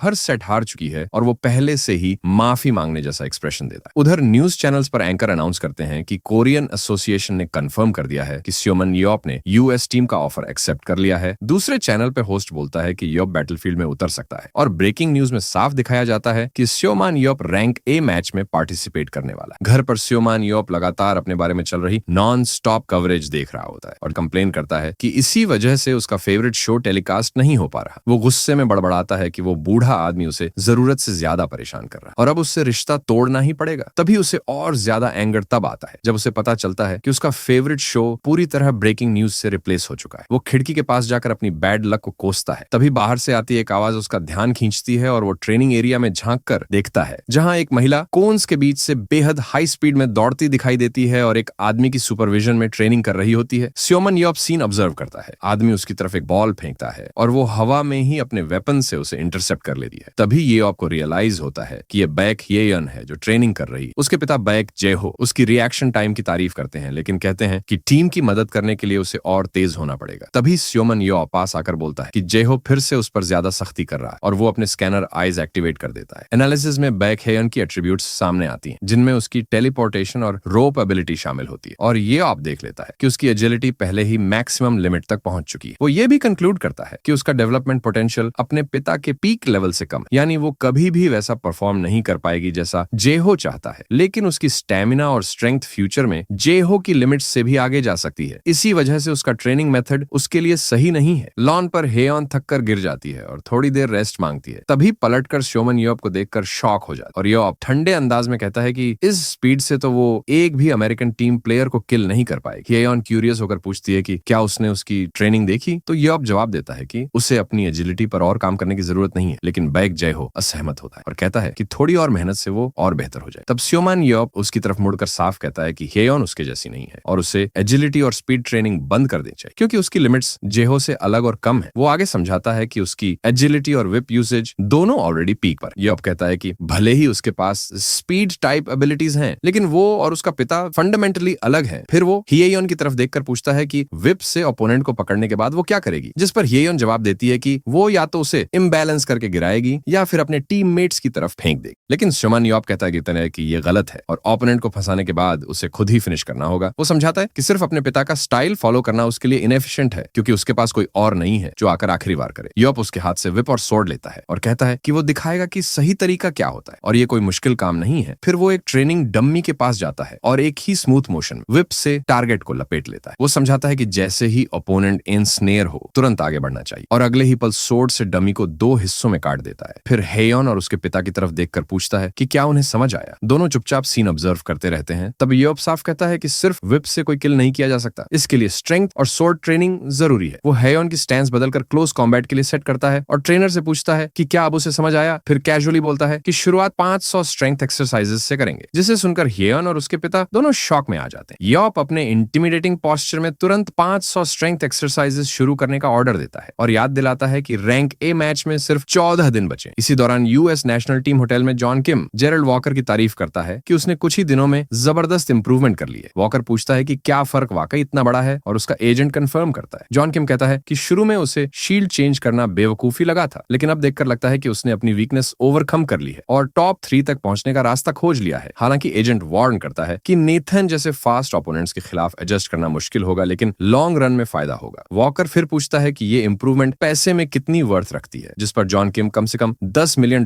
का एस्टिमेट देता है, जो अगली सैलरी नेगोशिएशन में मिल सकता है। $10 मिलियन की गूंज वॉकर के दिमाग में घूमने लगती है और टीवी पर सायोमान यॉप की न्यूज देखते ही वो तुरंत $10 मिलियन भेजने का ऑर्डर देता है। एजेंट शॉक हो जाता है, लेकिन वॉकर कहता है कि ये कंसल्टिंग फी है। वो हाथ आगे बढ़ाकर बोलता है कि वो किसी भी हालत में यॉप को बैटलफील्ड में घसीट लाएगा और दीवार को छूते हुए उससे कहता है कि थोड़ा और वेट करे, क्योंकि मुकाबला सोल इंटरनेशनल बैटल स्टेडियम में शुरू होने वाला है। आखिरकार कोरिया और यूएसए के बीच होने वाले ऐतिहासिक रैंक ए मैच का दिन आ ही जाता है, जहां 2 कमेंटेटर्स ब्रॉडकास्ट शुरू करते हैं और पूरे पब्लिक की एंजाइटी को हाईलाइट करते हैं। उनमें से एक कहता है कि आज स्योमान यॉप और अमेरिका के बीच होने वाला ड्रीम कन्फ्रंटेशन तय हो जाएगा। इसके बाद वो अरीना में उतरने वाली कोरियन टीम की पूरी लाइनअप इंट्रोड्यूस करता है और फिर कैमरा यूएसए टीम के सभी मेंबर्स को दिखाता है। कोरियन टीम की तरफ से बैकह्यून को क्लोज कॉम्बैट फाइटर और टीम का एस बताया जाता है। वहीं दूसरी ओर अमेरिकन टीम से जेरल्ड वॉकर टैंक और एस के रूप में सामने आता है। स्टैंड्स में बैठा स्योमान यॉप ये सब देख रहा होता है, जबकि कमेंटेटर ह्यून के नए पोजीशन में होने वाले पहले मैच को हाईलाइट करता है और कैमरा यॉप के चेहरे पर जूम करता है। फिर अनाउंस किया जाता है कि इस मैच का डंजन एक एंशिएंट कासल होगा, जिसे स्केलेटन्स गार्ड कर रहे होंगे, जहां प्लेयर्स के रास्ते में पहला बॉस स्केलेटन वॉरियर होगा, दूसरे फ्लोर पर डेथ नाइट और आखिरी फ्लोर पर ड्रैगन वॉन और लिच उनका इंतजार कर रहे हो। नए स्पेक्टेटर्स के लिए कमेंटेटर गेम के इंपॉर्टेंट रूल्स समझाता है और इसके बाद कोरियन टीम अरीना में एंट्री करती है। वहीं अमेरिकन टीम भी एंटर करती है और कमेंटेटर अंदाजा लगाता है कि आखिर कौन जीतेगा। अनाउंसर फर्स्ट गेम स्टार्ट होने की घोषणा करता है और दोनों टीम्स डंजन में रश करती हैं। अमेरिकन टीम सबसे पहले स्केलेटन्स के एक ग्रुप से टकराती है, जहां वॉकर आगे बढ़कर मॉन्स्टर्स को फेस करता है और परफेक्टली सिंक्रोनाइज्ड मूवमेंट्स के साथ हंट शुरू होती है, जिसमें वॉकर पहला पहला स्केलेटन डिस्ट्रॉय कर देता है। कमेंटेटर ऑब्जर्व करता है कि अमेरिकन टीम की मोबिलिटी कंपैरेटिवली स्लो है, लेकिन हंट खत्म करने के बाद उनकी डिफेंस ऑलमोस्ट इम्पेनिट्रेबल होती है। इसी बीच ह्यून अपना वेपन कसकर पकड़ लेती है और एक्शन के लिए रेडी होती है। कमेंटेटर जब अमेरिकन टीम की स्ट्रेटेजी एक्सप्लेन कर रहा होता है, तभी कोरियन टीम हाई स्पीड से आगे बढ़ती है और अचानक कमेंटेटर्स शॉक में आ जाते हैं, क्योंकि कोरियन टीम स्केलेटन्स पर अटैक किए बिना ही आगे निकल जाती है। वो लगातार रन करते रहते हैं और दूसरे एरिया के मॉन्स्टर्स को भी इग्नोर कर देते हैं। बैक जयहो अपनी टीम की इस रश को देखते हुए सोचता है कि उन्हें बस आगे बढ़ते रहना है और अगर ये प्लान वर्क कर गया तो उनके पास जीतने का चांस होगा। कमेंटेटर एक्सप्लेन करता है कि जो कोरिया आमतौर पर लॉन्ग गेम खेलती थी, वो इस बार अग्रेसिव प्लान के साथ सीधे बॉस की तरफ बढ़ रही है। रिस्क काफी ज्यादा था, लेकिन अगर ये प्लान सक्सेसफुल हो जाता तो कोरियन टीम को भारी मात्रा में हंटिंग पॉइंट्स मिलते, क्योंकि बॉस को हराते ही कुछ ही मिनटों में फर्स्ट फ्लोर बंद हो जाता और इससे अमेरिकन टीम की स्ट्रेटेजी पूरी तरह डिसरप्ट हो सकती थी। ठीक इसी वक्त कोरियन टीम का आइकॉन बॉसेस तक पहुंच जाता है और वो first floor boss skeleton warrior से टकराते हैं, जहां ह्यून और बैक जेहो बैटल के लिए रेडी हो जाते हैं। उधर अमेरिकन टीम का एक प्लेयर वॉकर से वेट करने को कहता है, क्योंकि एक अनएक्सपेक्टेड सिचुएशन सामने आई थी, जिस पर वॉकर पॉलवर्ड से पूछता है कि रिकॉनेसेंस कंप्लीट हुई या नहीं, और फिर जानना चाहता है कि ये सिचुएशन क्या है। प्लेयर रिपोर्ट करता है कि कोरियन टीम ने फर्स्ट फ्लोर बॉस की हंटिंग शुरू कर दी है और वो एक अनयूजुअल स्ट्रेटेजी अपना रहे हैं, जिस पर एक टीममेट सेकंड फ्लोर की तरफ रश करने का सुझाव देता है। लेकिन वॉकर हंट खत्म करके सीधे बॉस एरिया जाने का फैसला करता है। वो एक फीमेल टीममेट की तरफ मुड़कर कहता है कि वो फास्ट नहीं है, इसलिए उसे उसकी एबिलिटी बोरो करनी पड़ेगी। इसी दौरान कोरियन टीम स्केलेटन वॉरियर को ऑलमोस्ट डिफीट करने वाली होती है और उन्हें लगता है कि ह्यून उसे फिनिश कर देगी। लीडर सबको पोजीशन होल्ड करने और उसे खबर देने का ऑर्डर देता है। जैसे ही ह्यून जंप करती है, तभी कोई चीज हाई स्पीड से उसकी तरफ बढ़ती है और उसे रिएक्ट करने का भी टाइम नहीं मिलता। अगले ही पल वॉकर उसे डायरेक्टली हिट कर देता है। ह्यून पीछे की तरफ उछल जाती है और सोचती है कि वो अचानक कहां से आ गया। कोरियन टीम शॉक में वॉकर की सडन एंट्री देखती है और बैक जेहो समझ जाता है कि उसने टीममेट की एबिलिटी यूज करके खुद को हवा में लॉन्च किया था। जबरदस्त इंपैक्ट से ह्यून डंजन वॉल से टकराती है और सिस्टम नोटिफिकेशन अनाउंस करता है, बैक ह्यून डेड। वॉकर मानता है कि बॉस पर फोकस करने वाली स्ट्रेटेजी बुरी नहीं थी, लेकिन वो साफ कहता है कि इवन इफ प्लान सक्सेसफुल हो जाता, आउटकम नहीं बदलता। तभी अमेरिकन टीम के बाकी मेंबर्स स्केलेटन वॉरियर के पीछे पहुंच जाते हैं और वीकेंड बॉस पर अटैक शुरू कर देते हैं। सिस्टम अनाउंस करता है कि फर्स्ट फ्लोर बॉस डिफीट हो चुका है और एरिया 10 मिनट्स में क्लोज हो जाएगा। वॉकर फैसला करता है कि अब मैच खत्म करने का टाइम आ गया है और अमेरिकन प्लेयर्स आगे बढ़कर कोरियन टीम के बचे हुए मेंबर्स पर अटैक कर देते हैं। कमेंटेटर बताता है कि सडन अपीयरेंस के बाद अमेरिकन टीम ने ब्लिंक ऑफ एन आई में ओपोनेंट्स को एलिमिनेट कर दिया। कोरियन टीम बॉस फाइट हार चुकी थी और ऑलमोस्ट कंप्लीट एनाइलेशन के कगार पर थी। आखिर में वॉकर फाइनल ब्लो के लिए तैयार होता है। आखिरी कोरियन प्लेयर जमीन पर पड़ा होता है, रिएक्ट करने में असमर्थ, और अगले ही पल वॉकर उसे भी एलिमिनेट कर देता है। स्कोर बोर्ड पर दिखता है कि अमेरिकन टीम ने पहला सेट परफेक्ट 11-0 से जीत लिया है। कॉरिडोर में चलते हुए ह्यून के दिमाग में यही चल रहा होता है कि ये सब फिर से हो गया। वो एक दरवाजे के सामने रुकती है और डिफीट का अफसोस करती है। फिर अंदर झांकते हुए उसे बुरा लगता है कि उसे फाइट करने का मौका तक नहीं मिला अपने अंकल की हेल्प के बावजूद। तभी एक आदमी सबका ध्यान खींचता है, कहता है कि उसे कुछ कहना है। ह्यून उसे देखती है और जो हो रहा है उससे शॉक हो जाती है। एसईओ मूनयप बोलता है कि मैच देखते वक्त उसकी आंखें बाहर आने वाली थीं, इसलिए बेहतर होगा कि सब उसकी एडवाइस फॉलो करें। जब एक प्लेयर कहने लगता है कि उनका कोच बैक जय हो है, तो योप उसे चुप रहने को कह देता है। योप समझाता है कि वो ये सब इसलिए कर रहा है क्योंकि इस रेट पर तो उसे खुद टीम के साथ कंपीट करना पड़ जाएगा। वो आगे कहता है कि टीम ने विनिंग प्ले ट्राई किया था, लेकिन स्किल की कमी की वजह से फेल हो गई और ओवरऑल लेवल ओपोनेंट्स से बहुत नीचे था। वो साफ बोल देता है कि करंट स्किल लेवल के साथ उनकी जीत की प्रोबेबिलिटी एग्जैक्टली 0% है। लेकिन वो ये भी कहता है कि बिना लड़े हार मान लेना शर्मनाक होगा, इसलिए वो उन्हें कम से कम वॉकर को गिराने का तरीका सिखाएगा। एसईओ मूनयॉप बताता है कि मार्था बोर्न्स पैलेस वो डंजन है जिसे उसने और करंट एसोसिएशन डायरेक्टर ने जवानी में टारगेट किया था। अटैक करना ज्यादा मुश्किल नहीं है, लेकिन थर्ड लेवल की बोन्स बड़ा न्यूसेंस है और टीम की हालत देखकर तो वहां तक पहुंचना भी मिरेकल होगा। इसलिए वो कहता है कि अभी उसी गेम पर फोकस करो जो अभी अभी हारे हो। उसके हिसाब से फर्स्ट सेट की स्ट्रेटेजी बुरी नहीं थी, लेकिन सिर्फ तभी जब दिए गए टास्क पूरे हो पाते। प्लेयर्स की तरफ इशारा करते हुए वो वैनगार्ड पोजीशंस की बात करता है और क्रिटिसाइज करता है कि बिना ओपोनेंट की पोजीशनिंग स्काउट किए सीधे बॉस रूम में घुस गए। वैनगार्ड गिरते ही रियर गार्ड को कवर देना चाहिए था, लेकिन हायन के वॉकर से मरते ही सब फ्रोजन खड़े रह गए। वो बताता है कि बार बार 11-0 से हारने की वजह यही है कि बेसिक्स तक मास्टर नहीं किए गए। सिर हिलाते हुए कहता है कि उसे यकीन नहीं हो रहा ये नेशनल टीम है और उसे जे हो के लिए बुरा लग रहा है। फिर एसईओ मूनयॉप पलट कर कहता है कि फर्स्ट सेट पर कहने को अब कुछ नहीं बचा और सीधे पॉइंट पर आता है कि वो सेकंड सेट की स्ट्रेटेजी बताएगा। उसी के साथ सेकंड सेट शुरू हो जाता है और गेम शुरू होते ही अमेरिकन टीम आगे बढ़ती है और दो हिस्सों में स्प्लिट हो जाती है। वो लोग 6 से 5 फॉर्मेशन इस्तेमाल करने वाले थे, जहां तेज ग्रुप पहले हंटिंग ग्राउंड सिक्योर करता और दूसरा ग्रुप जिसे वॉकर लीड कर रहा था हंट पर फोकस करता। ये स्ट्रेटेजी टीम के एस प्लेयर्स की एबिलिटीज को पूरा यूज करने के लिए ऑडियंस में बैठे लोग कोरियन टीम की प्ले देखकर शॉक हो गए। कमेंटेटर ने एक्सप्लेन किया कि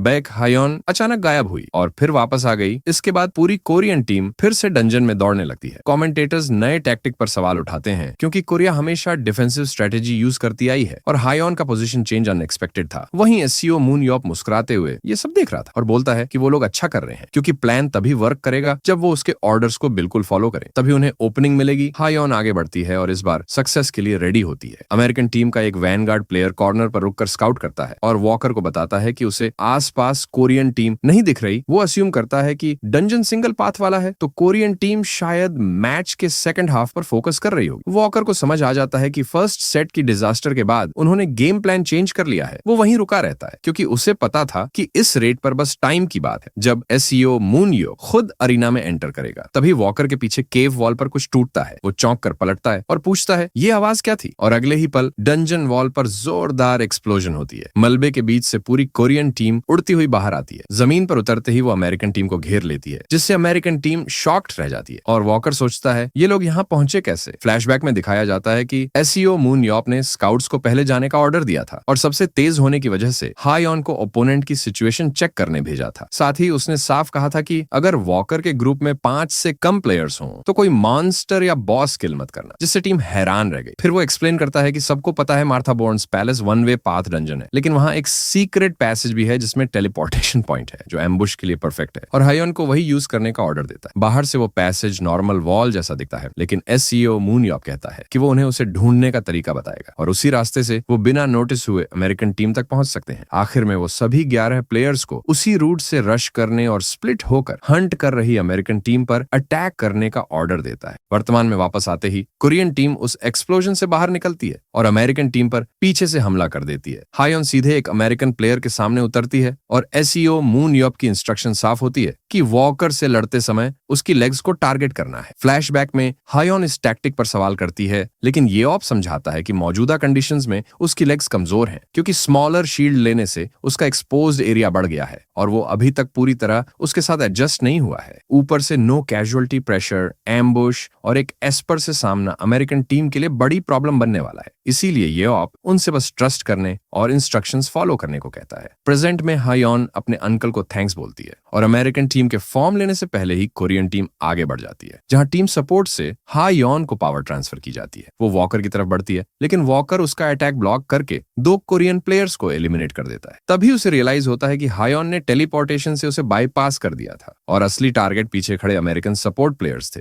जिन पर हायोन पीछे से हमला करती है। सिस्टम अनाउंस करता है कि बैक हायोन ने 2 एलिमिनेशन सिक्योर कर ली हैं। वॉकर समझ जाता है कि रियल टारगेट सपोर्ट लाइन थी और जवाब में वो एक और कोरियन प्लेयर को डाउन कर देता है। तीसरी एलिमिनेशन के बाद वॉकर वैनगार्ड को तुरंत वापस बुलाता है, लेकिन सिचुएशन बन जाती है 3 अमेरिकन वर्सेस 8 कोरियंस क्योंकि वैनगार्ड को लौटने में टाइम लगेगा। फिर भी वॉकर बोलता है कि ऐसी टीम इजी है और अपने एक्स से हमला करके चौथी किल कर लेता है। तभी हायोन पीछे से उसकी तरफ रश करती है। वॉकर पलटता है लेकिन उसे पीछे नहीं पाता। अगले ही पल हायोन नीचे से अपीयर होकर उसकी लेग पर स्ट्राइक करती है। इंपैक्ट से वॉकर लड़खड़ा जाता है और घुटनों के बल जमीन पर गिर जाता है। अमेरिकन टीम अभी भी समहाउ टिकी रहती है, लेकिन सरप्राइज अटैक्स में Korean team numerical advantage use करते हुए 7 प्लेयर सैक्रिफाइस करके 3 अमेरिकन प्लेयर्स को एलिमिनेट कर देती है। एक कोरियन प्लेयर जमीन पर गिरे वॉकर के पास आता है। वॉकर पूछता है क्या एसईओ मून यॉप ने उसे ट्रेन किया है, क्योंकि उसके कॉम्बैट स्टाइल में सडन चेंज दिख रहा है और हायोन अपनी स्वॉर्ड उसकी तरफ पॉइंट करती है, जिस पर वॉकर उसे घूरते हुए मानता है कि यह सच में इंप्रेसिव था। भीड़ इस जबरदस्त टर्न अराउंड पर जोर जोर से गरज उठती है क्योंकि स्कोरबोर्ड दिखाता है कि कोरियन टीम ने अमेरिकन टीम के 5 प्लेयर्स एलिमिनेट कर दिए हैं। बैक जय हो चुपचाप ये नजारा देखता रहता है, नतीजे से हैरान, जबकि एसईओ मिन यॉप अपनी सीट पर रिलैक्स होकर उससे पूछता है कि उसने देखा क्या हुआ और जोड़ता है कि वो वॉकर को गिराने में उसकी मदद करेगा। कमेंटेटर्स कोरियन टीम की इस इनक्रेडिबल और कंप्लीटली अनएक्सपेक्टेड परफॉर्मेंस को सेलिब्रेट करते हैं। हालांकि आखिर में मैच अमेरिकन टीम के 2-0 से जीतने पर खत्म होता है। एक कमेंटेटर अफसोस जताता है कि अगर कोरियन टीम का सामना लौटती हुई अमेरिकन ग्रुप से न हुआ होता तो मैच और भी ज्यादा इंटरेस्टिंग हो सकता था। वॉकर स्कोरबोर्ड देखते हुए कोरियन टीम की परफॉर्मेंस पर सोचता है और सेकंड सेट के रिजल्ट्स पर नजर डालता है। इतनी स्ट्रॉन्ग अमेरिकन टीम के सामने भी कोरियन नेशनल टीम 5 एलिमिनेशंस निकालने में कामयाब रही। कमेंटेटर्स मानते हैं कि मैच का हाईलाइट दीवार तोड़कर कोरियन टीम की सरप्राइज एंट्री थी और इस टर्न अराउंड की असली ड्राइविंग फोर्स एक ही प्लेयर थी जिसने अपनी टीम की 5 में से 4 एलिमिनेशंस की थी। Crowd Korean S back Hyun के लिए चीयर करता है।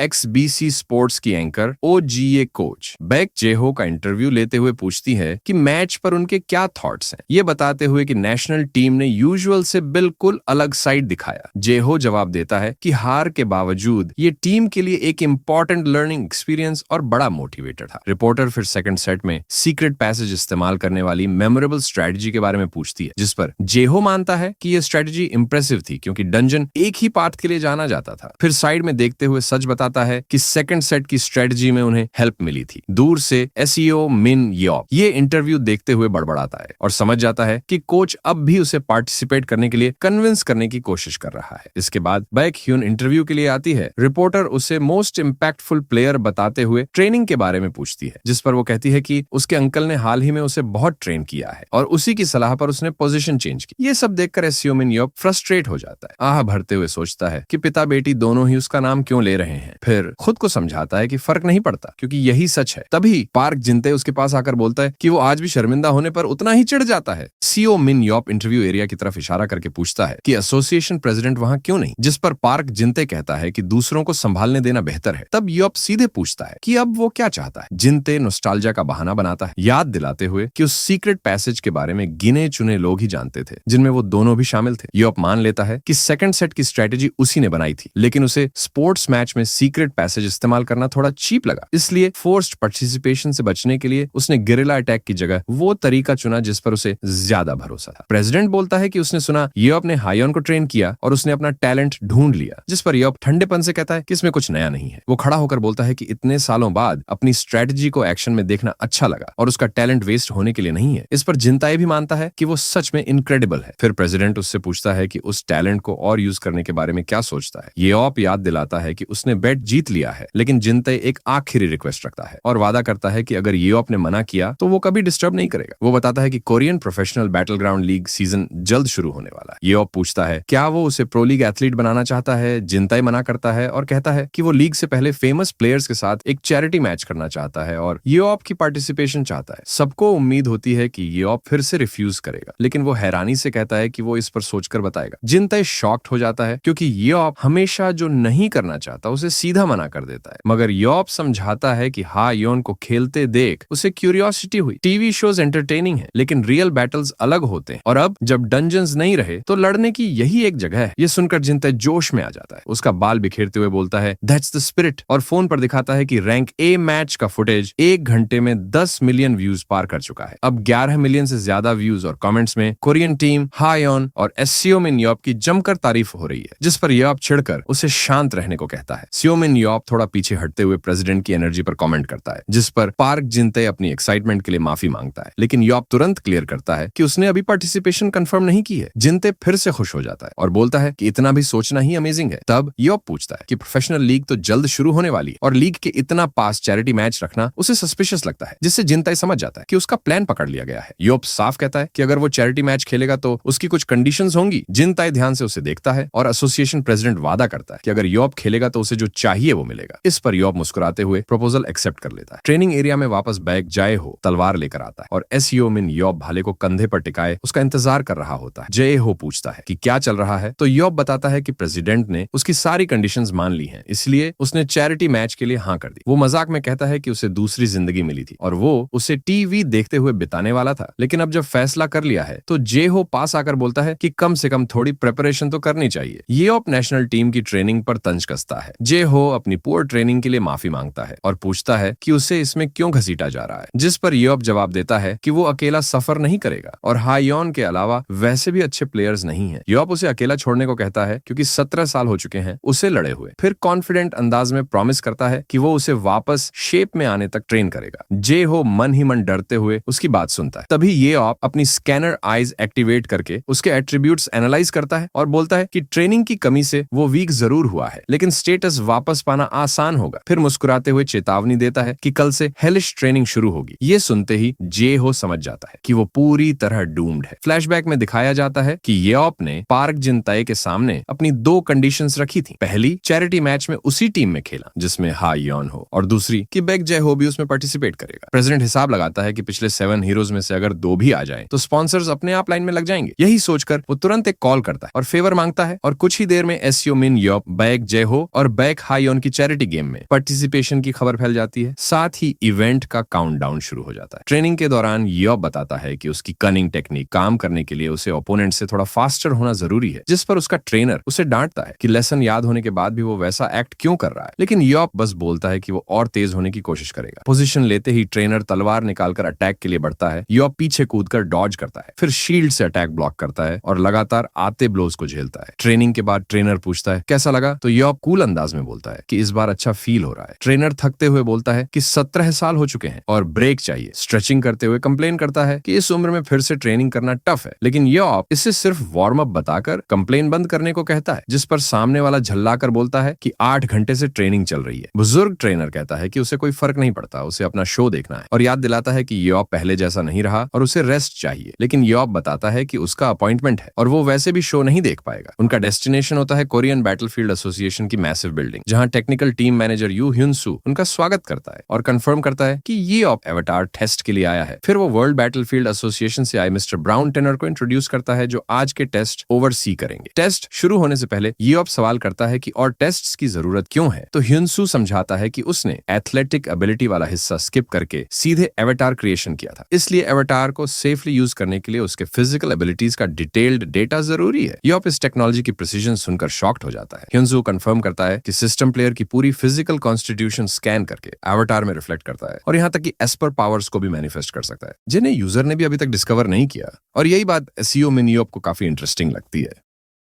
ह्युन सू खुलासा करता है कि बैटलफील्ड सिस्टम में कई सीक्रेट्स छिपे हैं और वो किसी खास इंडिविजुअल की एस्पर एबिलिटी से बनाया गया था। ये सुनकर एसईओ मिन यॉप को बात अजीब लगती है और वो उन पर बरोवर्स होने का शक जताता है। यहाँ तक कि पूछ लेता है क्या वर्ल्ड बैटलफील्ड एसोसिएशन के पीछे भी बरोवर्स ही हैं, लेकिन यू ह्युन सू तुरंत मना कर देता है। सेओम और यॉप बोलते हैं कि अगर ऐसा है तो वो अभी सामने आ जाए, जिससे थोड़ा घबराया हुआ ह्युन सू तुरंत उन्हें मेजरमेंट्स के लिए ले जाता है। नए रूम में पहुंचकर वो बताता है कि पहले स्ट्रेंथ, एजिलिटी और ऑरा लेवल्स मेजर होंगे और एक्यूरेट रीडिंग के लिए उसे अपना बेस्ट देना होगा, ताकि एवाटार के साथ आइडियल सिंक्रोनाइजेशन हो सके। पहला टेस्ट स्ट्रेंथ का होता है। यॉप मशीन के पास जाता है, लीवर खींचते ही टेस्ट शुरू होता है और वो पूरी ताकत से उसे पकड़कर खींचता है, लेकिन लीवर हाथ से फिसल जाता है और मशीन डेटा प्रोसेस करती है। पैनल पर 813 दिखता है और उसे दोबारा ट्राई करने को कहा जाता है। अगले अटेम्प्ट्स में स्कोर 819 और 817 के बीच रहता है। डेटा देखकर यॉप नोट करता है कि ये 79 स्ट्रेंथ के बराबर है। जब वो अगला टेस्ट पूछता है तो ह्युन सू कहता है कि उसकी स्ट्रेंथ हीरो के हिसाब से एवरेज है। अगला टेस्ट एजिलिटी का है, जिसमें उसे वॉल्स पर लगे 2 स्विचेस को अलार्म बजने तक ऑल्टरनेटली प्रेस करना है। टेस्ट शुरू होते ही ये पूरी कंसंट्रेशन में साइड टू साइड तेजी से मूव करता है और स्विचेस दबाता जाता है। ऑब्जर्वर्स हैरान रह जाते हैं और ह्युन सू पूछ बैठता है कि एक टैंकर की एजिलिटी इतनी हाई कैसे हो सकती। मेजरमेंट खत्म होने पर स्कोर 963 आता है। यॉप कैजुअली बोलता है कि थोड़ी और कोशिश से 970 पार कर सकता है और दोबारा ट्राई करता है। सेकंड अटेम्प्ट के बाद स्क्रीन पर 971 चमकता है। ये देखकर सब शॉक्ड रह जाते हैं। यॉप पूछता है हाईएस्ट रिकॉर्ड क्या है, तो ह्युन सू बताता है कि टीम में किसी ने 1007 स्कोर किया था, जिस पर यॉप तुरंत अंदाजा लगाता है कि क्या वो नेथन बर्नार्ड था। यॉप बताता है कि उसने नेथन बर्नार्ड को उन वीडियोस में देखा था जो बेक जे हो ने उसे चैरिटी मैच में भाग लेने का फैसला करने के बाद भेजी थी, और वो क्यूरियस था क्योंकि नेथन इतनी स्पीड रखता था कि जे हो के पीक टाइम में भी उससे कम्पीट कर सके, जबकि 100 एजिलिटी पॉइंट्स वाला इंसान मिलना रेयर है। उंगलियां चटकाते हुए यॉप डिसाइड करता है कि एक बार और ट्राई करेगा। अब टारगेट होगा 975। वो कमरे के बीच में पोजीशन लेकर गहरी फोकस में चला जाता है और अजीब तरह से उस दिन वो खुद को बेस्ट कंडीशन में फील कर रहा था। टेस्ट शुरू होते ही उसकी आंखें चमक उठती हैं। वो पहला स्विच हिट करता है और फिर लाइटनिंग स्पीड से टारगेट्स के बीच मूव करता है। स्पेक्टेटर्स नोटिस करते हैं कि वो पहले से भी ज्यादा तेज है। मेजरमेंट खत्म होते ही वो अचानक रुकता है और हैवी ब्रीदिंग करने लगता है। ऑब्जर्वर्स स्कोर पर सवाल उठाते हैं और यू ह्युन सू खुद हैरान रह जाता है कि ये कैसे पॉसिबल है। सांस संभालते हुए एसईओ मिन यॉप पूछता है कैसा रहा, क्योंकि उसे लगा इस बार वो सच में फास्टर था। तभी पैनल पर 1007 दिखता है, बिल्कुल नेथन के रिकॉर्ड के बराबर, जो प्लेनेट का फास्टेस्ट एस्पर माना जाता है। यॉप सोच में पड़ जाता है क्योंकि उसकी एजिलिटी तो 97 है, जो नेथन और जेहो के पीक से थोड़ी कम है। फिर भी उसने वही स्कोर छू लिया। उसे एहसास होता है कि उस पल उसने अपनी लिमिट्स क्रॉस कर दी थी। वो तुरंत स्ट्रेंथ टेस्ट दोबारा करने को कहता है क्योंकि उसे कुछ वेरीफाई करना है। सेम मेथड से लीवर पकड़कर पूरी ताकत से खींचता है। ऑब्जर्वर्स फिर से शॉक हो जाते क्योंकि इस बार स्कोर 890 आता है, जो पहले से काफी ज्यादा ज्यादा है। जब पूछा जाता है क्या अब फाइनली वार्म अप हो गया, तो वो कैजुअली कहता है शायद वो ज्यादा फोकस्ड था, लेकिन अंदर ही अंदर वो अपने हाथ को देखते हुए सोचता है कि क्या वो सच में स्ट्रॉन्गर हो, क्योंकि उसने अपनी लिमिट से ज्यादा पावर दिखाई। फिर वो अपनी स्कैनर आइज एक्टिवेट करके चेक करता है, लेकिन एबिलिटीज में कोई चेंज नहीं दिखता। फिर भी कुछ अलग फील होता है। ये सेंशन उसे फेमिलियर लगती है, जैसे अतीत की कोई मेमोरी, और उसे याद आता है कि लास्ट डंजियन में जब वो अकेले लड़ रहा था और मौत सामने थी, तब भी उसने यही फीलिंग महसूस की। उसे समझ आता है कि डेथ के सामने खड़े होकर उसने सुपर ह्यूमन फोकस अचीव किया था। उसका मेंटल फोकस ह्यूमन लिमिट्स से आगे निकल गया था और उसी ने उसकी बाकी एबिलिटीज को भी बूस्ट किया था। और वो कंक्लूड करता है कि असली सीक्रेट शायद यही फोकस है। योब के मन में एक अजीब सा रिग्रेट उठता है कि अब उसके पास लड़ने की कोई ठोस वजह नहीं बची। वो बस अपनी फोकस और इमॉर्टैलिटी के दम पर बेवजह खुद को मजबूत करता जा रहा है, जैसे कोई अदृश्य ताकत उसे फिर से बैटलफील्ड की तरफ धकेल रही हो। आखिरकार ऑरा लेवल टेस्ट शुरू होता है और उसे सामने रखी मार्बल स्फीयर को देखने को कहा जाता है। हाथ रखते ही उसे ये टूल इंटरेस्टिंग लगता है, क्योंकि पहले के समय में ऑरा सिर्फ वेपन्स में एस्टिमेट की जाती थी। यू ह्युनसू समझाता है कि ऑरा लेवल ज्यादातर इन्नेट एबिलिटीज पर डिपेंड करता है, इसलिए राइजिंग स्टार्स को मेजर करते वक्त ये सबसे अहम फैक्टर होता है। ये आपको याद आता है कि जब उसकी स्कैनर आइज अवेकन हुई थी, तब उसका ऑरा 96 था और उसने बाकी 4 पॉइंट्स भरने के लिए हर पॉसिबल तरीका आजमाया था। वो स्फीयर पर हाथ टिकाता है और ऑब्जर्वर्स उत्सुक हो जाते हैं कि उसका ऑरा कितना ऊपर जाएगा, क्योंकि अभी उसका ऑरा 100 है, जो इंसानों की हाईएस्ट लिमिट मानी जाती है। वो अपनी एनर्जी ऑब्जेक्ट में चैनल करता है। मेजरमेंट पूरा होते ही स्फीयर का रंग बदल जाता है और ब्राउन टिनर डिसबिलीफ में रह जाता है। पैनल पर 1030 चमकता है। योब कैजुअली पूछता है रिजल्ट क्या है, तो ह्युनसू हकलाते हुए बताता है कि उसने हाईएस्ट ह्यूमन रिकॉर्ड तोड़ दिया है। ऑब्जर्वर्स शॉक में जम जाते। मुस्कुराते हुए योब थम्स अप दिखाकर पूछता है कि वो कौन। तब ह्युनसू बताता है कि पिछला रिकॉर्ड सुलान के नाम था, जो उसके साथ 7 हीरोज में से एक थी। ये सुनकर योब भी हैरान रह जाता है। ह्युनसू मानता है कि उसे नहीं लगा था वो रिकॉर्ड कभी टूटेगा, हालांकि उस लड़की के पास इनसेन अमाउंट ऑफ ऑरा था। उसे याद आता है कि भले ही सुलन की मेंटल स्ट्रेंथ कमजोर थी, लेकिन उसका कॉन्फिडेंस बहुत बड़ा था और दोनों अक्सर आर्ग्यू करते थे। टेस्ट खत्म होता है, लेकिन ह्युनसू बताता है कि एक और बात है, मैचेस में उसकी इमॉर्टैलिटी स्किल यूज नहीं की जा सकेगी, जो योब पहले से एक्सपेक्ट कर रहा था, क्योंकि वरना ऑटोमेटिक विक्ट्री हो जाती। एसोसिएशन अनफेयरनेस के लिए माफी मांगकर कॉम्पेंसेशन ऑफर करती है। योब बेपरवाही से कहता है उसे लिमिटेशन की परवाह नहीं, वो पैसा एक्सेप्ट कर लेता है, लेकिन रिवील करता है कि अब उसे अपनी इमॉर्टैलिटी यूज करने की जरूरत ही नहीं। दूसरी तरफ कहीं और एक लीडर भीड़ को संबोधित करते हुए दावा करता है कि उन्हें वही इंसान बचाएगा। लीडर भीड़ के सामने ऐलान करता है कि उनकी फेथ को साबित करने वाला रेवलेशन आखिरकार आ चुका है। वो एक डॉक्यूमेंट उठाकर सबको उस शख्स पर मेडिटेट करने को कहता है, और वो पेपर दरअसल सुमन याप की इमॉर्टैलिटी पर छपा न्यूज़पेपर आर्टिकल होता है, जहां उसे उनका सेवियर बताया गया। भीड़ एक्सटेसी में उसका नाम चिल्लाने लगती है और कहती है अब समय आ गया है अपनी फेथ प्रूव करने का। बिल्डिंग से बाहर निकलते ही सायोमुन याप खुद को हुड पहने एक मैसिव क्राउड से घिरा पाता है। वो मुड़कर पूछता है ये लोग कौन है। तभी भीड़ एक सुर में उसका नाम जपते हुए उसे सेवियर और दुनिया को बचाने वाला हीरो घोषित करता है। उसका साथी समझाता है कि ये सेओमन फाउंडेशन है, एक फेक रिलीजन जो उसे गॉड की तरह वर्शिप करता है। याप नाम दोहराते हुए कुछ याद करने की कोशिश करता है और उसे हॉस्पिटल के बाहर दिखे वही लोग याद आ जाते हैं। साथी कंफर्म करता है कि वही है। वो आदमी बताता है कि ये लोग मानते हैं दुनिया फिर खत्म होगी और याप वापस आकर चुने हुए लोगों को बचाएगा। याप उन्हें क्रेजी कह देता है, लेकिन उसका साथी मानता है कि वो भी यही सोचता था जब तक याप सच में वापस जिंदा नहीं आ गया। अब ये लोग खुश होकर घूमते हैं और बस वर्ल्ड एंड का इंतजार करते हैं। योब डिसाइड करता है कि इन लूनेटिक्स को लेसन सिखाना चाहिए, लेकिन उसका साथी रोकता है और कहता है उन्हें छोड़ दो। फिर भी योब इग्नोर करके आगे बढ़ जाता है। वो छलांग लगाकर दीवार पर ऊंचाई पर लैंड करता है और अथॉरिटेटिव आवाज में सबको चुप रहने को चिल्लाता है, लेकिन भीड़ सैल्वेशन के नारे लगाती रहती है, जिससे वो दोबारा चिल्लाकर पूछता है क्या सब डीफ है। आखिरकार सन्नाटा छा जाता है और वो तंज कसता है कि अब शांति है। वो कहता है कि वो समझता है लोग उसके बारे में क्या फील करते हैं, जिस पर भीड़ फिर उसे सेवर बुलाने लगती है। तब ये उंगली दिखाकर उन्हें ये नॉनसेंस बंद करने और यहाँ से दफा होने का आदेश देता है। उन्हें लूनेटिक्स कहता है। हुड पहने फॉलोअर्स उसके शब्दों से शॉक हो जाते हैं। वो पूछता है क्या इनके पास जॉब्स नहीं है और डिमांड करता है कि फाउंडेशन का लीडर कौन है, वरना वो उसे धमकाएगा। भीड़ फुसफुसाने लगती है कि सेवियर उन्हें दूर धकेलकर उनकी फेथ टेस्ट कर रहा है और फिर सब एकजुट होकर फैसला करते हैं कि वो अपनी फेथ प्रूव करेंगे। ये सुनकर योब कंफ्यूज्ड रह जाता है। अचानक सब एक साथ उसका नाम जपने लगते हैं। वो सोचता है इन लोगों को क्या हो गया है। उसका साथी सीन देखकर समझ जाता है कि सिचुएशन खराब। तब योब उन्हें 10 सेकंड का अल्टीमेटम देता है कि अगर नहीं हटे तो वो असाल्ट करेगा, और वो भीड़ की तरफ चार्ज कर जाता है, जबकि उसका साथी उसे काम डाउन करने के लिए चिल्लाता रह जाता है। फाउंडेशन के कई मेंबर्स जमीन पर अनकॉन्शियस पड़े होते हैं और सेओमुन याप लाशों जैसे ढेर पर बैठा एक लड़के को पकड़कर पूछता है कि क्या वो अभी भी उसे फॉलो करेगा। लड़का रोते हुए मना कर देता है। योब उसे सलाह देता है कि उन लोगों को इग्नोर करे और नीचे उतरते वक्त केयरफुल रहे। वो बॉडीज के ढेर से कूदकर नीचे आता है और कहता है सॉर्टिंग खत्म हो गई, अब वापस ट्रेनिंग पर चलते हैं। उसका साथी उसे बुलाता है। योब मुड़कर पूछता है क्या चाहिए, तो वो आदमी कहता है कि वो सबसे क्रेजीएस्ट इंसान है जिसे उसने उसने कभी देखा। यीऑप इसे कॉम्प्लीमेंट समझकर थैंक यू बोलता है और इशारा करके कहता है असली लूनेटिक्स तो उसके फॉलोअर्स हैं। रिपोर्टर्स के लौटने की चिंता में साथी अंदर चलने को कहता है, लेकिन यीऑप बोलता है अगर आए तो फिर से असॉल्ट करके भगा देगा। एल्डर चेतावनी देता है कि ऐसा करने से और लोग अट्रैक्ट होंगे, जिस पर यीऑप रिवील करता है कि ऑर्फनेज डेज के बारे में पूछने वाले स्टॉकर्स से भी उसने ऐसे ही छुटकारा पाया था। इसी बीच हवा में उछाला गया एक फॉलोअर शहर के ऊपर उड़ता हुआ सोचता है क्या वो सच में सेवियर है। ये अब कंप्लेन करता है कि लोगों को दूसरों की लाइफ में इतनी इंटरेस्ट क्यों होती है। साथी भी अग्री करता है। तभी ये अब अचानक रुक जाता है और दूर एक बिल्डिंग से अजीब एनर्जी निकलती दिखती है, लेकिन वो कैजुअली कह देता है कि कुछ नहीं। सीन फास्ट फॉरवर्ड होकर चैरिटी मैच के दिन इंचियोन इंटरनेशनल एयरपोर्ट पहुंचता है, जहां अमेरिकन फील्ड एजेंट जो फेलमैन के अराइवल से हड़कंप मच जाता है। सब कहते हैं कि बड़े बड़े फिगर्स सिर्फ सेयोमुन याप के मैच के लिए आ रहे हैं। फेलमैन याद करता है कि उसे आए 15 साल हो गए और यूएस फील्ड एजेंसी इसलिए टॉप बनी क्योंकि उसने कई कोरियन एस्पर्स रिक्रूट किए। उसकी असिस्टेंट अफसोस जताती है कि उन्होंने मिस्टर बेक जैसा डायमंड खो दिया। फेलमैन समझाता है कि शुरुआत में 7 हीरोज में से कोई बैटलफील्ड में इंटरेस्टेड नहीं था। असिस्टेंट जोड़ती है कि यंग जुलान को थोड़ा इंटरेस्ट था, लेकिन एस्पर पावर डाउनग्रेड होने पर उसने छोड़ दिया। फेलमैन को जुलान का एवाटार टेस्ट फुटेज याद आता है जो शॉकिंग था। उसका एक्सटिंक्शन रे फुल पावर पर 11-on-11 मैच को 3 सेकंड में खत्म कर सकता था। वो मुट्ठी भींचकर कहता है कि जब स्ट्रॉन्गेस्ट एस्पर ऑन अर्थ को पाने का मौका मिला है तो वो सेयोमुन याप को रिक्रूट करने का चांस मिस नहीं करेगा। तभी उसकी असिस्टेंट इशारा करती है कि रिपोर्टर्स का एक ग्रुप उनकी तरफ बढ़ रहा है।